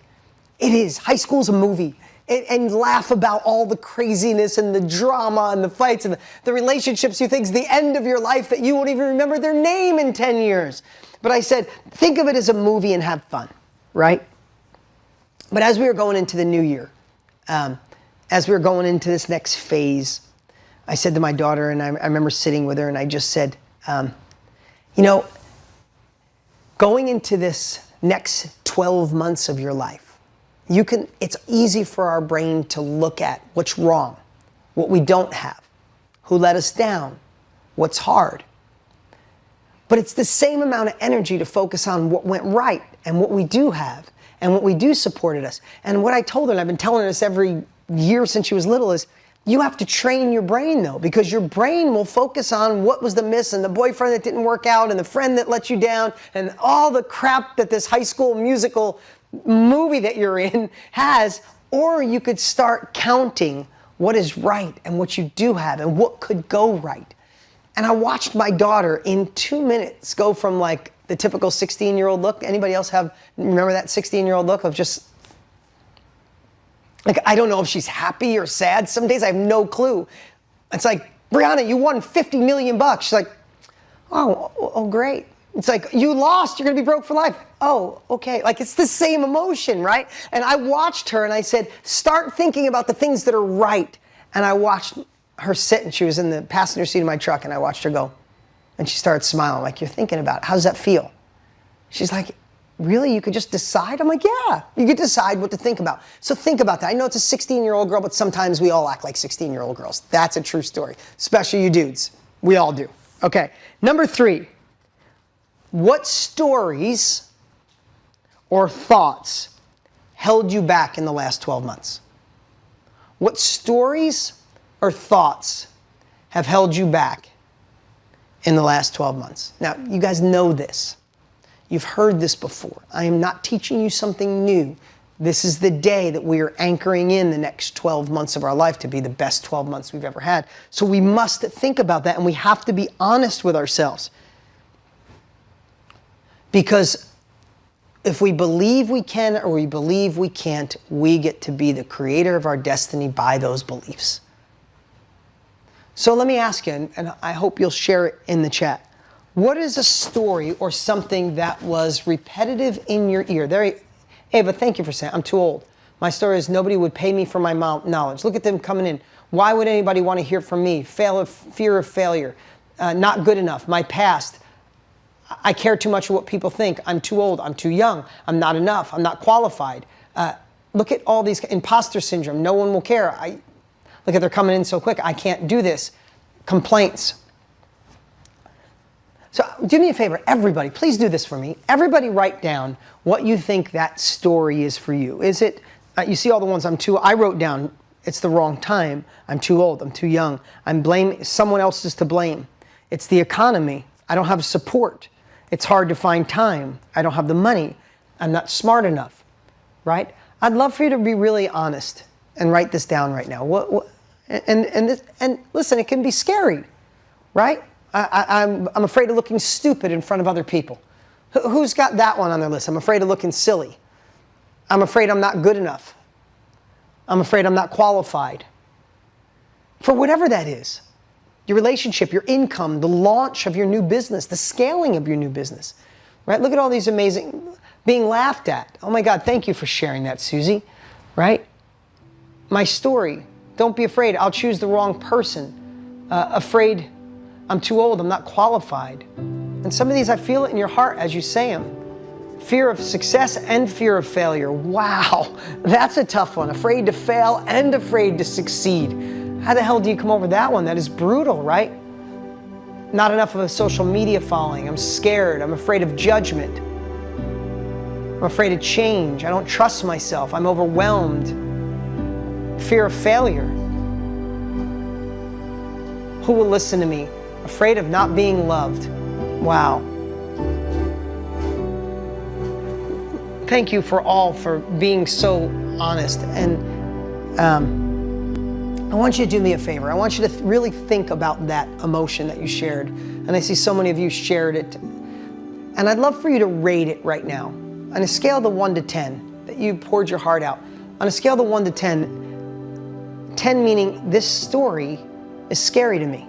It's holding me back. Rate it at 1 to 10 on how scary that story is to you. 8, a 10, a 10, a 10, a 9, 10, 10, 10, 8, 9, 8, 8, 8, 9, 10, 10, 50, 500, 1,000, 10, 7, 10, 10, 10, 9, 9, 9, 9, 1,000, 116. I like your specificity.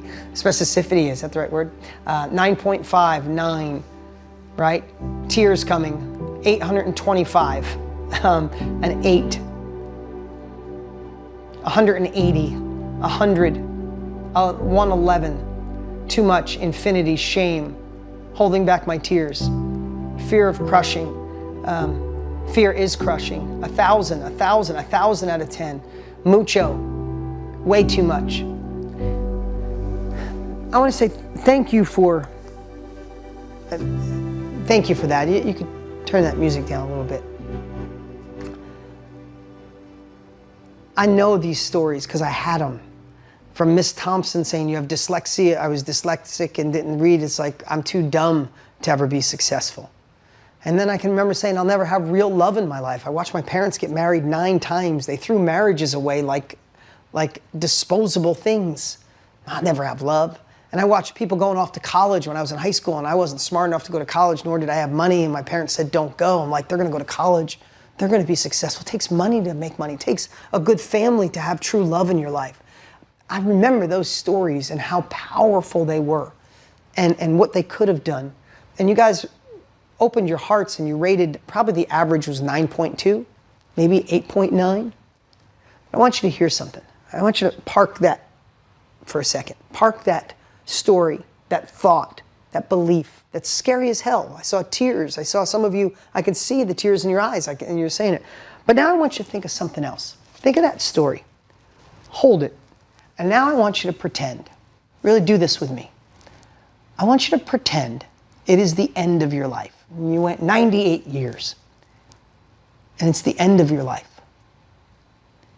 And you sit down, and God, your maker, your creator, whatever your belief is, plays you a video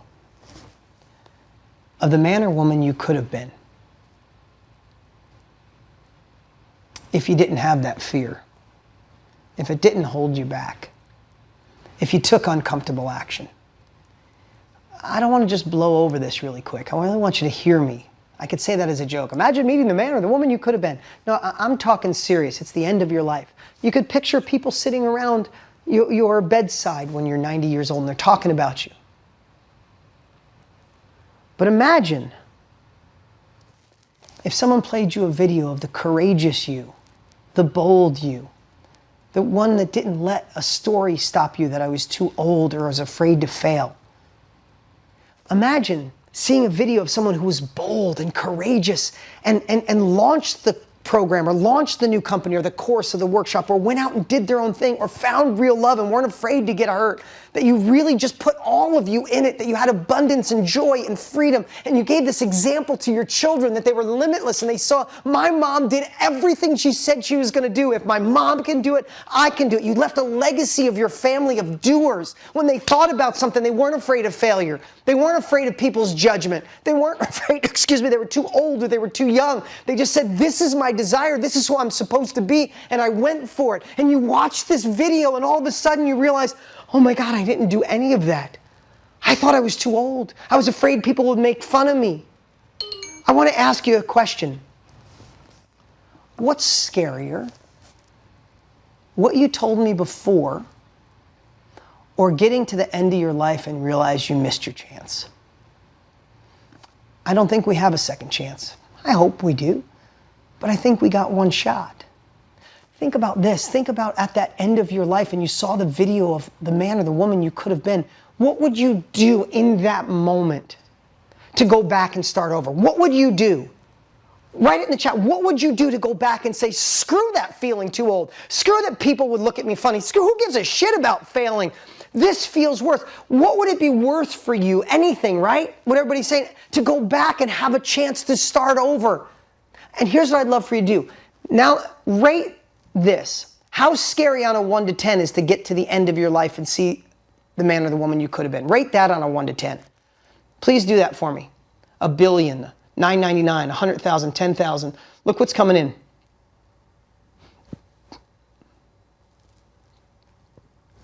Think about that.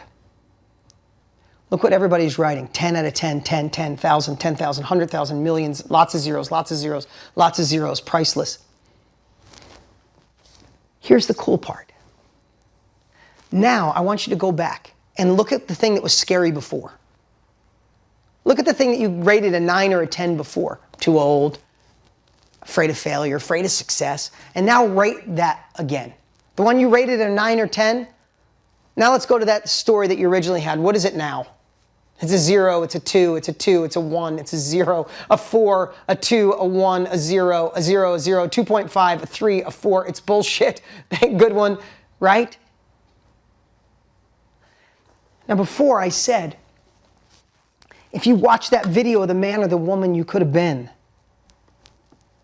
what would your wish be? To go back and get another chance, wouldn't it? Wouldn't everybody want to go back and say, screw that?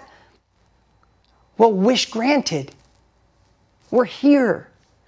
We get to start fresh today.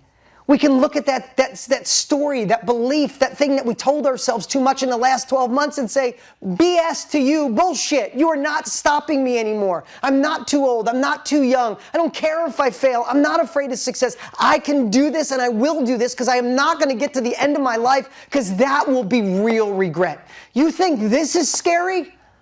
Get to the end of your life and realize you missed it. That's real fear. That's real scare. So who's willing to change their story? Who's ready to change their story?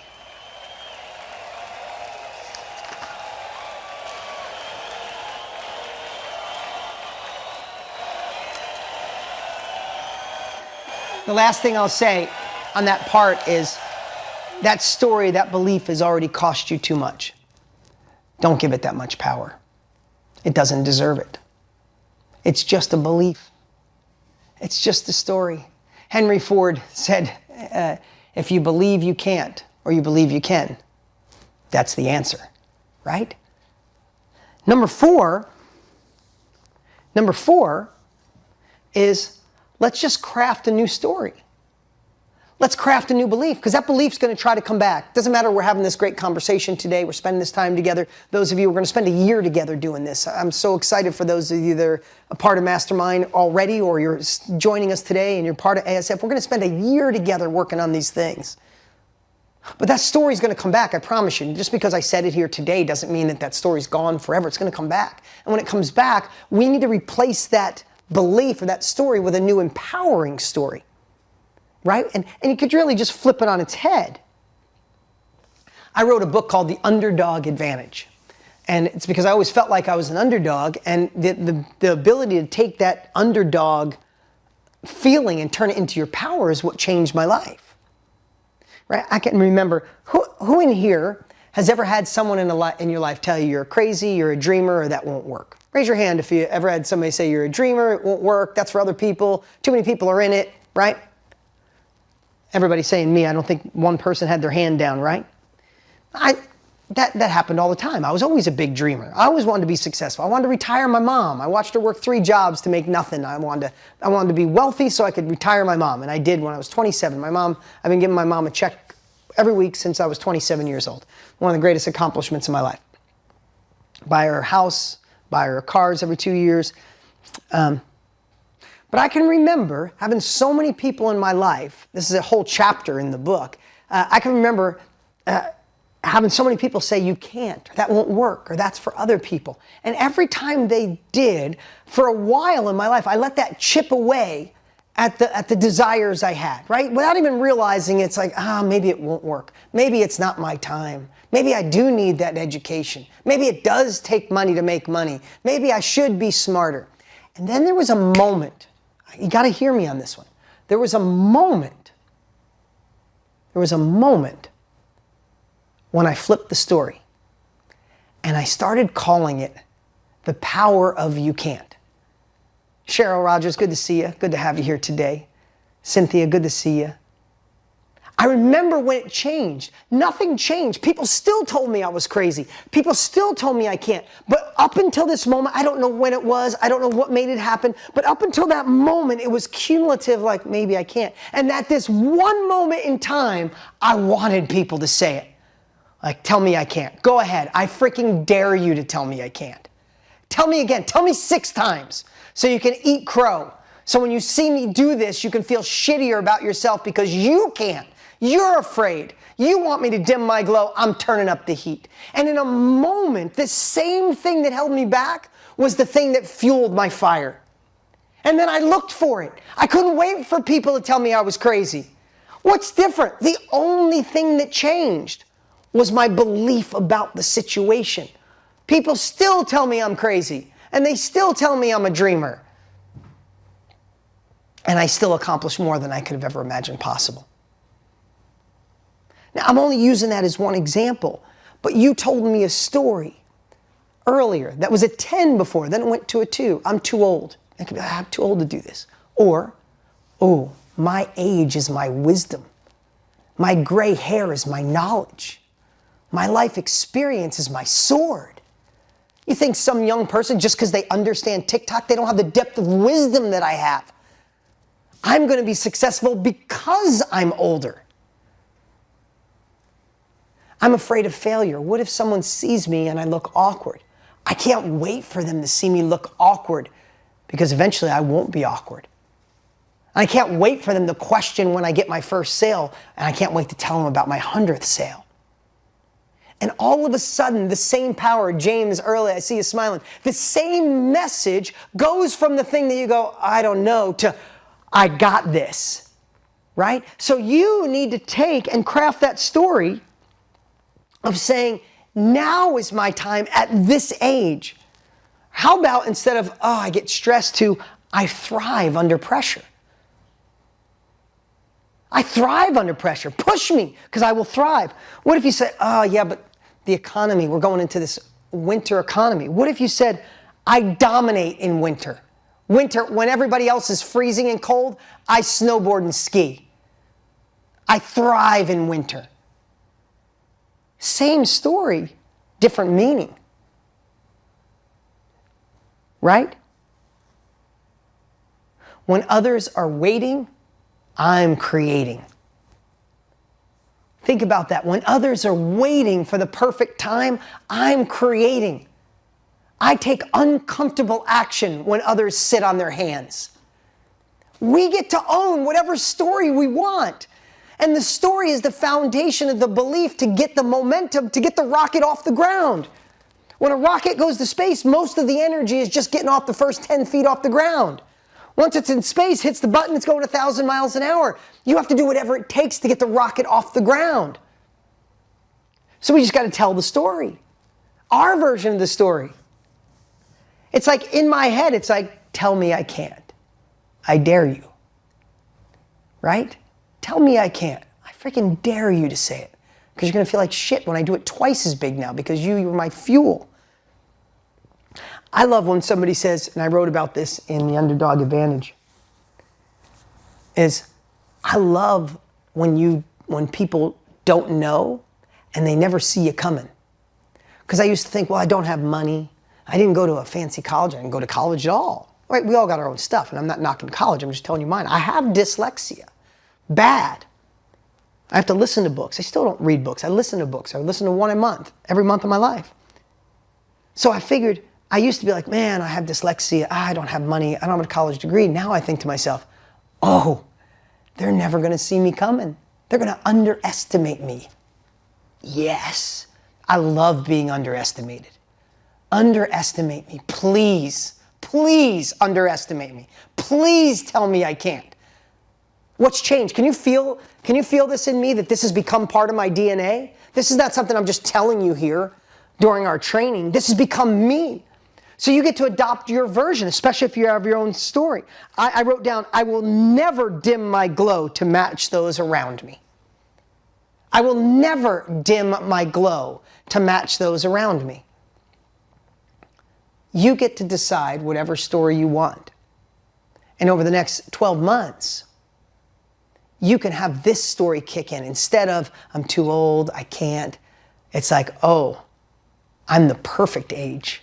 And my wisdom is going to carry me much further than understanding some of the technology that I don't. You get to decide that, right? I wrote this down. You could write, I have dyslexia. That's why it's hard for me. Or you could say, because I have dyslexia, I have an advantage to outdo anyone else. I have ADD. That could hold me back. Because I have ADD, I can do 4 things at once when you're just trying to figure out the first one, right? We get to decide this. And today's the day we can decide to craft your new story. Do me a favor in the chat right now. Tell me some of your story. Tell me a new story. Tell me a story, even if it's one sentence. Is it, I thrive under pressure. Now is my time. I'll dominate in winter. When others are waiting, I'm creating. They'll never see me coming. The power of you can't. I'm ready. I'm enough. Now is my time. It's time to grow. Now is my time, right? Look at all these amazing things. They're coming in so fast I can't even read them. I'm brave. I'm bold. I can do anything. Now is my time. I'm an achiever. I'm ready. My age is my greatest asset. I love it. I will persist until I succeed. I have courage. I'm wise. Persistence pays off. I have a clear vision. I got this, right? Look at all these amazing stories coming in. So here's what I'll say. Here's what I'll say. Is these elements that we're talking about, we went through the first 10, and now these, in this section, we went through, what did you screw up? What went wrong? What did you fail at? Let's identify it. Let's learn from it, and then throw that shit away, for lack of a better word. Number 2, let's identify the wins. Let's look for the things that started building momentum, the things you can carry into this next 12 months that you can build upon. Because all success is built on small blocks, small hinges. There's no overnight magical money machine, get rich, perfect relationship. It takes time, but we can build on this. So we need to identify it. I love the exercise of what story held you back, and you guys all said 9s and 10s until we got to the end of our lives, and the regret of not going all in, it became a 0. It became a -10, right? So we get that opportunity, that blessing. Our wish would be, can I go back and start over? You got your bliss, you got your wish, you got your blessing. We're here. We start fresh today. And then we talked about crafting that new story, right? So many of these things, you guys have learned this. You've gone through it before. I'm not teaching most any of you anything new. I want to be a reminder service today that if we're going to make the next 12 months amazing, then we need to do this. And we need to stay connected, stay a part of something bigger than yourself. Craft that new story. Have the repetition. And don't let yourself fall back to 12 months from now going, oh wait, what were those dreams? And you're starting over again. And for those of you ready to get access to the Accelerated Success Formula, you get the Accelerated Success Formula at deangraziosi.com. Right now you can go there. It's $497 for that course. It's worth every single penny. And you could buy just the course, but you'll get access to that immediately. You get a new course every month and access to the library of courses. You get live training just like this every single month with me. That, just so you know, Inner Circle for years was $97 a month. $1,165 a year just for the Inner Circle. And we have family members been with us for a decade. You get the live training. You get the 30-day launch blueprint if you decide you want to sell what you know. Either way, it's an amazing 30-day training. You get the Course Builder tool. It's the software to make it real if you decide you want to do that. You get access to the private community. You get the strategy session for clarity. In the next 30 days, you'll have a group coaching call, and you'll get access to the Health is Your Greatest Wealth training, where you'll join me and some incredible health experts for showing you how to change the game when it comes to your health. This is real value at over $4,000, and you guys have the opportunity to grab it right now. Spend the next year together for $1.15 a day. This is an incredible family, and we'll be together every single month and weekly inside this amazing community. Just think you're getting that at a discount and everything else for free. Like, I don't want to oversimplify it, but sometimes when you explain and you get this and you get this, you're like, oh, what is all this? Am I going to utilize it? I promise you'll utilize all of it. But if you just want to put in your head, I'm getting this course at a discount, and Tony and Dean are being insane and throwing in all this other stuff for free. That's basically what we're doing. So I don't want to. Sometimes when you want to serve and give so much, it also could seem overwhelming, and it's not. This is an incredible family, and these are the principles you need to go upstream to anchor it in. And you get the immersion of that course that you can have access to, and you'll absolutely love it. You'll revisit it every month. You'll go back to that course. So this is where we set our goals that will become our reality, right? The build was on purpose, right? I gave you the 10 pieces that I think are just the 10 things you should be a part of your life through the year, right? The audit your inner circle, solve bigger problems. It's on me. Who's steering my ship? I'll meet this day with love. Be bold. Focus on the fix. Look for the little things. I will persist until I succeed. And who versus how. And then we went through looking at what didn't work, learn from it, let it die. Look at what did work. How do we take that with us and fuel it? We looked at that story that's kind of holding us back, and then it became it's kind of silly. And then we craft a new story. Now, why would I go through all that? Why didn't I just say, hey, let's set some goals. Where do you want to be in your personal life? Where do you want to be in your health? Where do you want to be? Because that has been done a gazillion times, and why isn't everybody successful? A lot of people will set each January when it comes, people will set New Year's resolutions. Why are they gone by February 15th? Because they're not attaching the emotion behind it, the upstream, the little things. I would be doing you a disservice if I spent 20 minutes with you setting goals. I'd be doing you a disservice if I didn't offer you the opportunity for us to work together for a whole year, where you could get weekly inspiration, be a part of a family, monthly training courses, because we know to get from where you are to where you want to be, you need new capabilities. You need new thinking. You need new habits. You need new people to surround yourself with, and that's why we created this. But let's get to this third part. It's something I've gone over with those of you who are a part of our family. I've done it a lot, but I want you to look through a different lens now that we did the work today. And we're going to start setting our goals by creating the process that I've done forever, the clarity tool. And this is the where are you is the first question. And I'd love for you to think about right now, if all change starts with being honest, if all change starts with being honest and being real, that means we should be the realest we've ever been today, right now, when we write down where we currently are, right? If you're traveling someplace and you got GPS, you still need a starting point, don't you? Right? You need to, when you go, you got to start, and then you need your destination. We need to know our starting point. And I think you should go through this exercise and do it in all areas of your life. So if I said to you, where are you now with complete honesty when it comes to your income, your career, or your business? Where are you with your income, your career, or your business? Are you thriving? Would you like to make more? Are you ready to start something new? Do you need to do your own thing? Is it time to work from home? Is it time to impact others? Is it time to really, yes, I need my plan.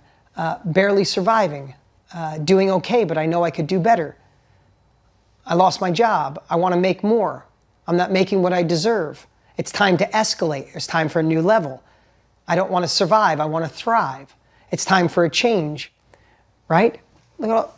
It's time for more. I'm ready for more. I have more potential. I'm at a crossroads. No more excuses. Time to switch. Use the map, right? Ready to serve, ready to go. I'm meant for more. I got this. No more surviving. Time to thrive, right? Time to brighten my glow, right? And you think about that. This is an exercise that you could do on a regular basis moving forward. But if you think about where you are now, you could say, I said income, career, or business, and thank you guys for all doing it. You should jot this down, and I hope I'm not going too fast for you guys. But you could do that with your relationship, your love, connections, right? Relationships with a spouse or a significant other or children or coworkers or team. Or the feeling of love. How much love do you have? Or how much do you give? Or how much do you feel? Or your connection to other people, right? You could say, where am I with my love? Where am I with my connectivity? Where am I with my relationships now? With complete honesty. And this is for you, not for me, but all change starts when you're really honest. You do the same thing. Now, you can't do them all right now. I'd suggest you go back. We could just do income, career, and business. But you can do this with your health. Where are you with your health? Right? Where are you really? Where are you with your joy and happiness now? Right now, if you're really honest, where are you with your joy and happiness? Do you allow yourself to be happy? Are you waiting for success so you can allow yourself to be happy? Or can you find happiness now? That's why I dedicated a whole section to happiness in Accelerated Success Formula. So many of us are waiting till we get the success and then we can be happy.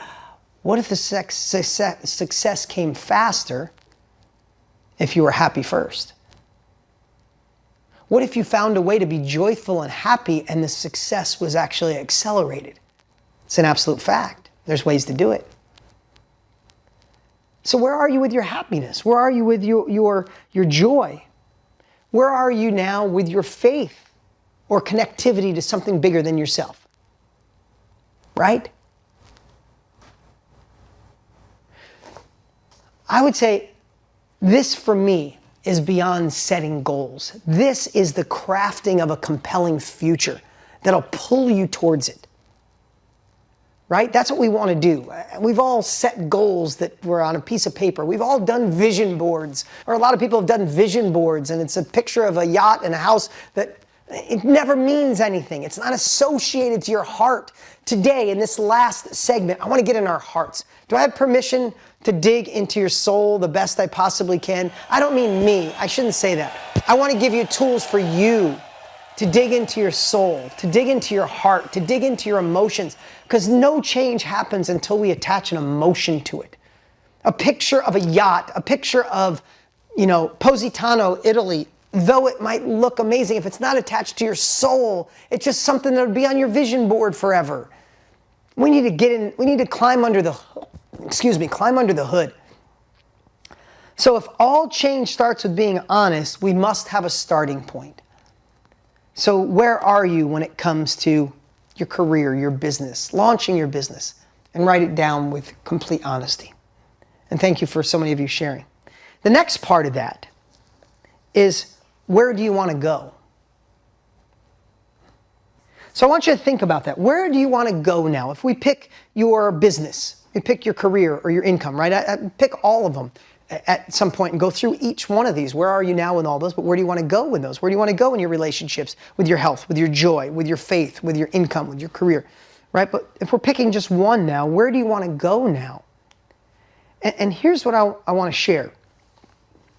So many times in life, because of this thing, right? This phone that's in all of our pockets, we are so connected to everything. Everything is in the moment, right? People can text you and email you and call you. It's so in your face that I think it's the busiest we've ever been, and our brains don't even have time to set goals in the way we used to, because we're just trying to get through the day. Like some of us are like, I just want to make it through the night. Your head hits the pillow. You're like, oh, I made it out alive. I got another day, right? It's hard. It's like a dust cloud around us. And we're expected to set goals when we can't even see 2 feet in front of us. So I like to do it a little differently. And this is how I set my compelling future. Let's call it a compelling future, not just goals for the next 12 months. Let's talk about our compelling future. I like to pretend it's 1 year from today. And instead of us looking through the dust cloud, stay with me a minute. I know this might sound a little hokey, but instead of looking through the dust cloud of what could happen, let's pretend it's a year from now and we're looking backwards. And let's pretend it was the best year of your life. What would have to happen? Hear my words here. This is really specific. What would have to happen in your life, Sis or Victoria or Candace, Sharon, Barbara? What would have to happen in your life for it to be the best year of your life in your career or your income or your business or your relationships or love or health or joy? And I don't want you to, your brain's going to go, oh, I would love for this to happen. No. I want you to trick your brain. I want you to focus it and live it, positive focus, as if it already happened. Actually, I'm going to take an extra minute here. And I want you to really think about it. If you want to close your eyes, you can. Sandy, I see you closing your eyes. Take a moment and really visualize. Now, my coaching business is launched. I'm coaching 100 different people. 100 different people are giving me $1,000 each. I coach them monthly and I'm transforming their lives. I get to help them through that trouble that I figured out in my life. They send me thank you cards. They're so excited that I get to be with them every single month and transform their life. It's filled my soul. And I get to work from anywhere I want with this laptop. And I can't believe this became real in my life. I can't believe I get to coach people for a living, that I get to make more, do more, be more, while simultaneously serving and living into my full potential. God, and I love the fact that I get to make $100,000 a year just by serving. That's different than saying, I hope to make $100,000 a year, right? So I'm not trying to oversimplify this, but I want to tell you, this has been one of the biggest game changers in my life, is when I can project myself a year from now and I'm looking back, right? Our relationship has our intimacy back. I can't believe when I walk through the door, the way he looks at me is the way he used to look at me 15, 20 years ago. I can't believe that. It gives me butterflies when he looks in my eyes. It makes me feel like the man I used to be when my wife looks at me and I know she knows I have her back. I have her back in a way that I haven't had her back in so long. And she deserved that. And she's come alive. I see the fire in her eyes. God, it feels so amazing. And you just write this down. When it comes to your health, I can't believe I look in the mirror. There's me. There she is. God, I love the way you look. You're at the ideal weight you want to be. Not someone else's weight, your ideal weight. This is different than writing down 100 grand a year, get in the best shape ever, make more money, buy the house. Everybody does that, and all of them fall. What I want to share with you is we have the opportunity to pretend it's a year from now and we're looking backwards. Yeah, I wrote the book. You could even, Sue, you said my book is written. Great, your book is done. Take it one step further. My book is done, and there's people all over the world with my book in their hands. And they're reading it, and they're on chapter 6, and they get that story I never told anybody except what I wrote in this book, and God, it feels good when they hit me up on social media and tell me about chapter 6. The more we visualize, the more we have a positive focus on it, the more it's not just this dream, it's our reality that we just haven't got to yet. When we can see it in our head, eventually we can hold it and see it because it's real. So I'd love for you to shift this whole goals process thing and turn it into a compelling future and put yourself in that spot. You could sit and say, God, I haven't laughed. Again, hear me on this. I know this might sound subtle and some of you are probably like, get to the point, Dean. Here's the point. You could say, I can't wait to laugh and smile more in the next 12 months. Or you could close your eyes and go, oh, I laugh so goddamn much now, it's ridiculous. People think there's something wrong with me, I smile so much. Oh my God, when people, I'm so full of joy, I'm so full of abundance, I feel so connected to other people.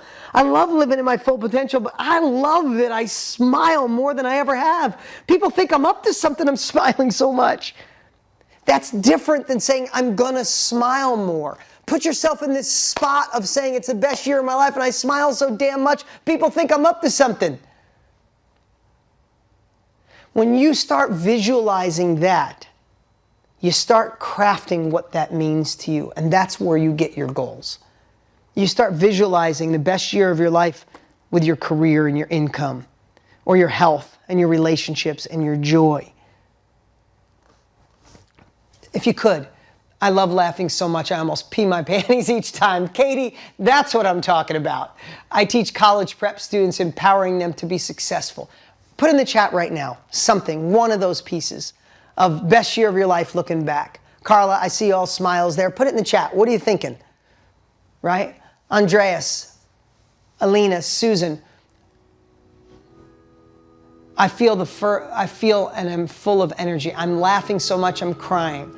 I build intellectual bridges. I'm totally fulfilled. I train the police, 15 police departments. I have a New York Times best-selling book. They're going so fast, it's so amazing. I'm blessed. I'm fiery, I'm alive. I'm making $10,000 a month. I feel beautiful, I feel alive. I'm touched by grace. I'm connected.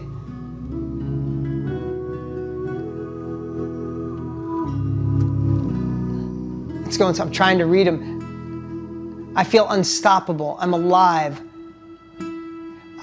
I have helped 10 families recover their money. I'm full of energy. I'm vibrant. I have passion. I'm proud.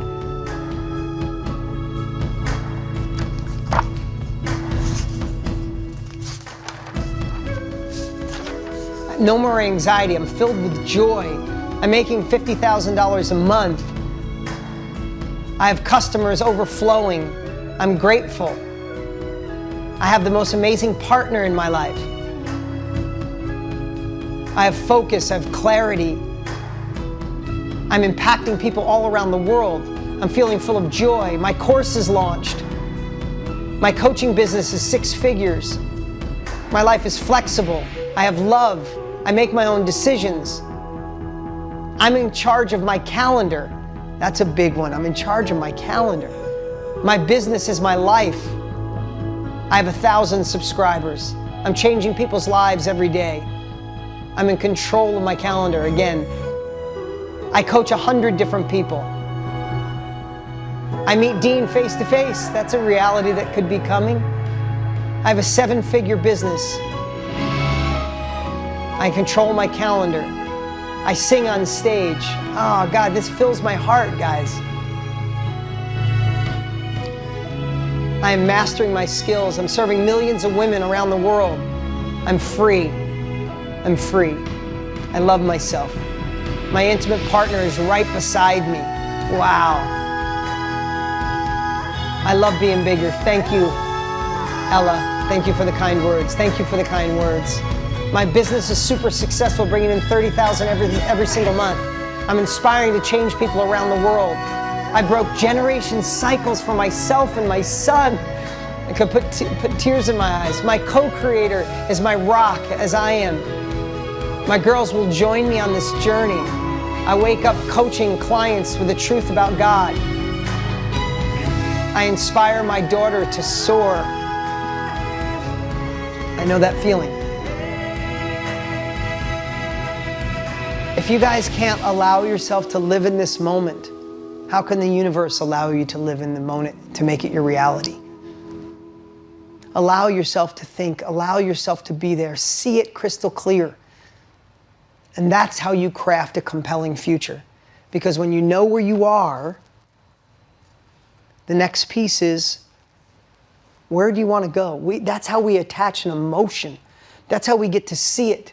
And as you visualize it, write it down. That's where goals really come from. And don't feel like it's just the predictive model. I want to be healthier. I want to be happier. I want to have more joy. I want more love. And I'd like more money. Yay, you and everybody else. That everybody else, after a month, those things go away.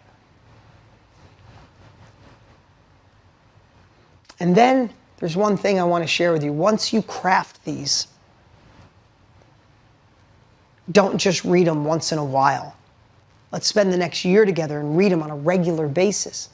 The biggest sales job in the history of the world we have to do is sell ourselves that we deserve this. And we can take the steps to do it. And don't allow ourselves to fall into old habits and old routines. So once you craft your compelling future, why not read it every day? Why not look at it every single day of your life? Because it's your life, and we only got one shot. So if we know where we are, and we know where we want to go, and thank you, such beautiful words. Beautiful, beautiful.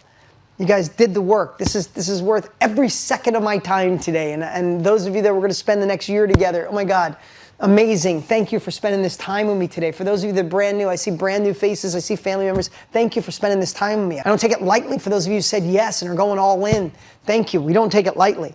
But well, look what we can accomplish. Look what we just did in 2.5 hours. What could we do in 12 months? If you know where you are and you know where you want to go, the third thing is why. If you guys know my journey, but you know this story, this is an exercise I've been doing for 20 years of my life. Why? Why are you here? Why do you want to go from where you are to where you want to be? Why do you want to empower your girls, work from home, live into your full potential? Why? You see, we all think we want what we know. But a lot of times, especially those of you who are new, sometimes you got to dig under the hood and really get it out of your head, and get into your heart. And when you attach that emotion to the why, oh my God, that's the secret. The secret of this whole thing is stay engaged, learn from people who've already been there. Stay engaged, take uncomfortable action, and lead with your heart. Get out of that logical mindset. It's not logical that you could be happy every day. It's not logical that a broke kid from upstate New York with 9 marriages and dyslexia and no college could have more success than I could ever imagine possible. It's not logical. Get out of your logical head. Get into your heart. Your heart can accomplish anything. Model those that have already been there. Stay connected and let your heart be your driver, not your thoughts. And when your thoughts do, use all the other stuff we trained and what's in Accelerated Success for me to get the right thoughts. But let your heart lead. And that's what this little section of why is about. For those of you that know my story, about 15 years ago, 12 years ago, I did an exercise called 7 Levels Deep. I hired a gentleman, a consultant at $10,000. His name is Joe Stump, an amazing human. Love the guy, still friends with him. And I said, how do I get my students more success? He said, have them do the 7 Levels Deep. I'm like, great, I paid you 10 grand. Give me that 7 Levels Deep. And he's like, no, I got to take you through it. I'm like, oh, all right, I'll go through it. And I had team members with me. I remember we were sitting outside of my house at the time. We were sitting at an outside table of 10 people. And I'm like, all right, I'll just go through this. What is this 7 Levels Deep, Joe? I paid you. If it gets my students more success, I'll do it. He's like, we're going to find your why. I'm like, oh, it's about purpose. Yeah, I've done exercises about purpose and why. No, I've never done anything like this. This is the simplest way to get into your heart. Holy shit. Changed my life forever. I remember this day like it was yesterday, especially when I cried, ugly cried in front of my team members for the first time. But he said to me, why would you, started with, I could say to you, why are you here today? Why'd you join up? Why'd you come today?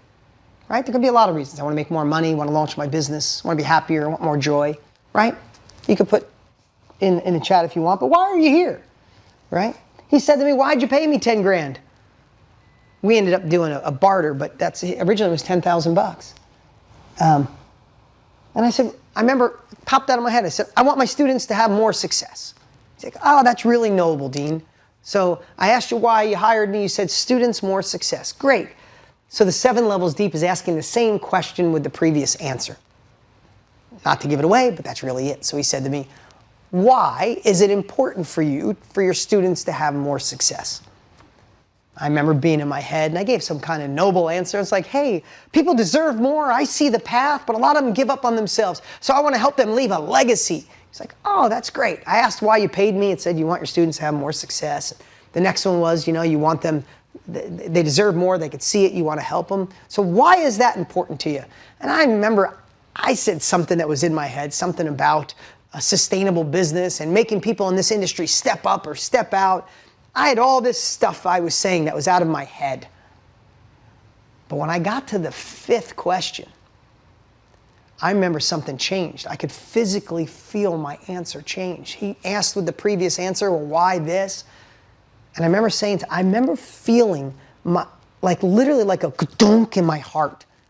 And my physiology changed, and I got a little emotional. And I said, I never want to go backwards. I never said that out loud before. What the hell did that mean?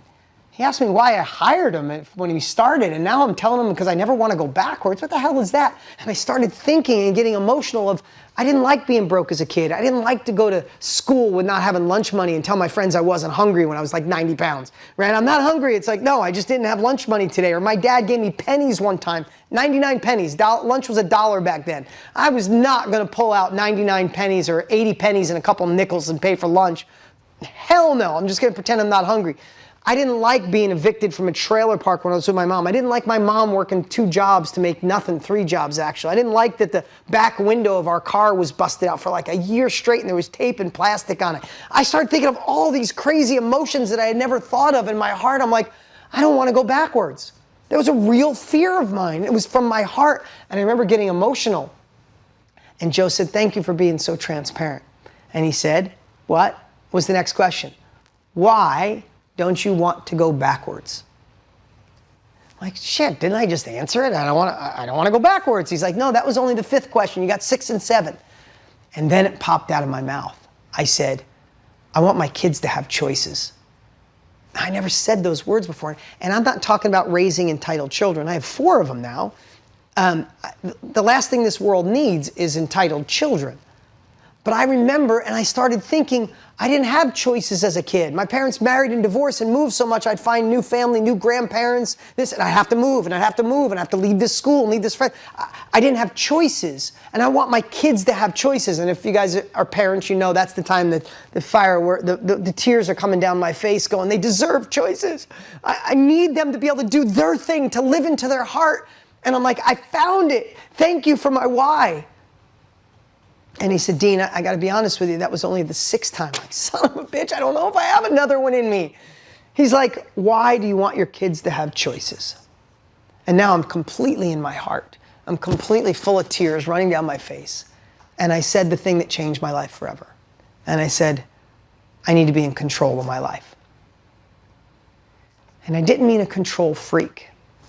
What came flashing into my heart and why I had lots of tears coming out is because my parents were married 9 times. They did move 20 times, and I was never in control. I'd get new stepbrothers and a stepdad and a step-grandfather. Leo Rizzo was the greatest stepdad in the world. He took me fishing and hunting, and he let me drive his car when I was 12 years old. He was such a sweet man to me. I'd come home every day from school. He'd be waiting for me, and he'd cook for me. And I came home one day, and it's over. My mom and Lenny broke up, so I don't have my stepdad, my step-grandpa anymore, and my stepbrother and sister. And then I moved in with my dad, and I had new stepbrothers and sisters, and they were cool, and I went to school with them, and I came home one day, and that was gone.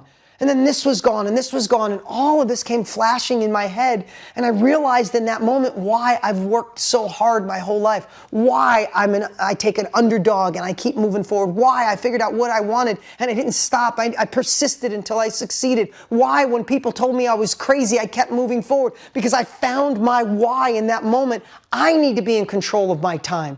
I need to be in control of my calendar. Guys, success is different for all of us. I know that. But you know what success means to me that I would die for? Is every day I take my children to school. Every day. Every day, I get my older kids every other week. Every week when they're with me, I pick them up from school. Every time. There's nothing at 3 o'clock that'd stop me from not picking up my kids. Nothing. No one. No one's ever going to tell me, sorry, it's not on your calendar. You're going to have to stay at the office today. Screw you. I will do whatever it takes, make the money I need and be in control. I'm going to pick up my kids. I catch for my daughter. She's a softball pitcher. I catch for her twice a week. It is so hard to fit in, juggling 2 companies, 4 kids, wife. It's so hard. But no one's going to tell me I can't. No one's going to tell me I have to raise my children in a way they think. No one's going to tell me I can't wear a gray t-shirt every day of my life, no matter where I go. I know that sounds silly, but it meant something to me. I need to be in control of my calendar, control of my decisions, not a boss, not someone else, me. And in that very moment, my life changed forever. Because not only did I recognize why I fought so hard my whole life, I had the tool to overcome every obstacle that ever could try to get in my way. Because how important on a scale of 1 to 10 do you think it is to me to be in control of my calendar for my family? On a scale of 1 to 10, what do you think that is? Do you think I would fight for it? Do you think I would get over imposter syndrome? Do you think I would tell myself a new story? Do you think I would get up and do it even when I don't feel like it? Do you think I would move forward even when I don't have the confidence? When I just got to be courageous? Of course, because it means more to me than anybody could ever imagine. So the reason I went through this today, and I know some of you have already, in this space, in this moment, when you understand where you are with honesty, and then you have your compelling future because you envisioned it, you thought through it, we have to attach the emotion of why. That's what compels us forward. The why is what'll drive us. The why is what makes it real in our lives.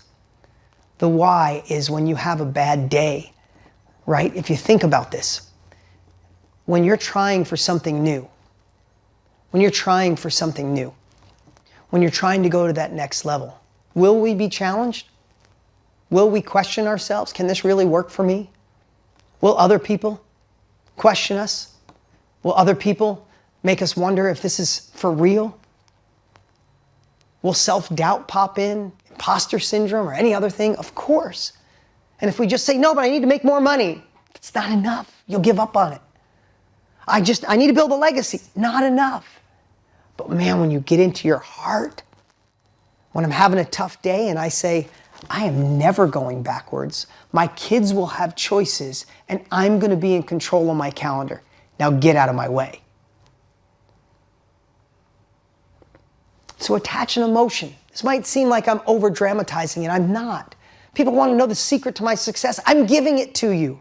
I laid it all out in Accelerated Success Formula. I laid it out in my monthly trainings. It's the little things that are actually the big things. Because I don't care if you don't have these skills. I could give you a business on how to sell $20 bills for $10 and eventually you'll give up because this will get in your way.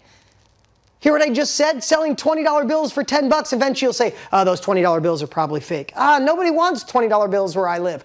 All that shit comes into your head if you don't build this resilience. I wish someone gave me this one 20 years ago, 40 years ago when I started. I used to think, just give me the tool and I'll be successful. I used to think it was 10% your mindset and 90% the opportunity, the invention, the secret to success. And now I realize it's 90% in here. Give a B opportunity to an A player. Any day of the week, they will overcome an A opportunity to a B player. Hear me on that. Give an A opportunity to a B player, they will fail. Give a C opportunity to an A player and they will make it succeed. They will persist until they succeed. What makes someone persist? What we're teaching you today. Want to know the secret to success? I'm sharing it. I don't have a magic button. I'm not promising you, those who are getting involved in Accelerated Success Formula and the whole year of Mastermind, there is no magical money machine. I'll tell you that right now. There's no getting rich for doing nothing. But you want to be guided? You want to be connected to something bigger than yourself? You want to have access to a library that could change everything? Then that's what we created for you. And the last piece, if you know where you are, you know where you want to go, and You get in your heart of why. The last piece is what we taught, is how will you get there? How will you get there? What capabilities, this is a gap exercise. What capabilities do you need to get from where you are to where you want to be? I'd love if you guys could put it in the chat. The gap, Maurizio. It's the gap. What do you think you need? Who needs to have this kind of mindset every day of their lives? Right? Who needs a different mindset? Put it in the chat. Who needs new capabilities when it comes to marketing, or where to start, or actually how to scale your business? Who needs to learn from different people like a Trent or a Jenna Kutcher or Tony Robbins? Right? Who needs to be plugged into something as a reminder? Put in the chat, who needs to be reminded every single month and have a training like this every single month? Right? Who needs a library where you could go in and grab 4 or 5 years of this? Right? We have to realize, if we really lay out where we are and where we want to go, what's between there? That's the gap, right? I'm making this much, I want to make this much. There's a gap. I'm thinking about this business, I want to launch this business. There's a gap. Right? If you have a gap, we need to gain new capabilities. We need the why to make us stay driven, right? The why keeps us moving forward, but we need the how.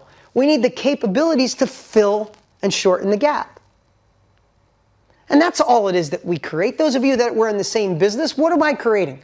What does Tony create? What are we really doing today? What are we selling you here today? Let's be really transparent. What are we selling you? We're selling you the thing that fills the gap. You need the right mindset? That's what we've been doing for 65 years between the two of us. Want to stay engaged? That's what we created on our monthly trainings.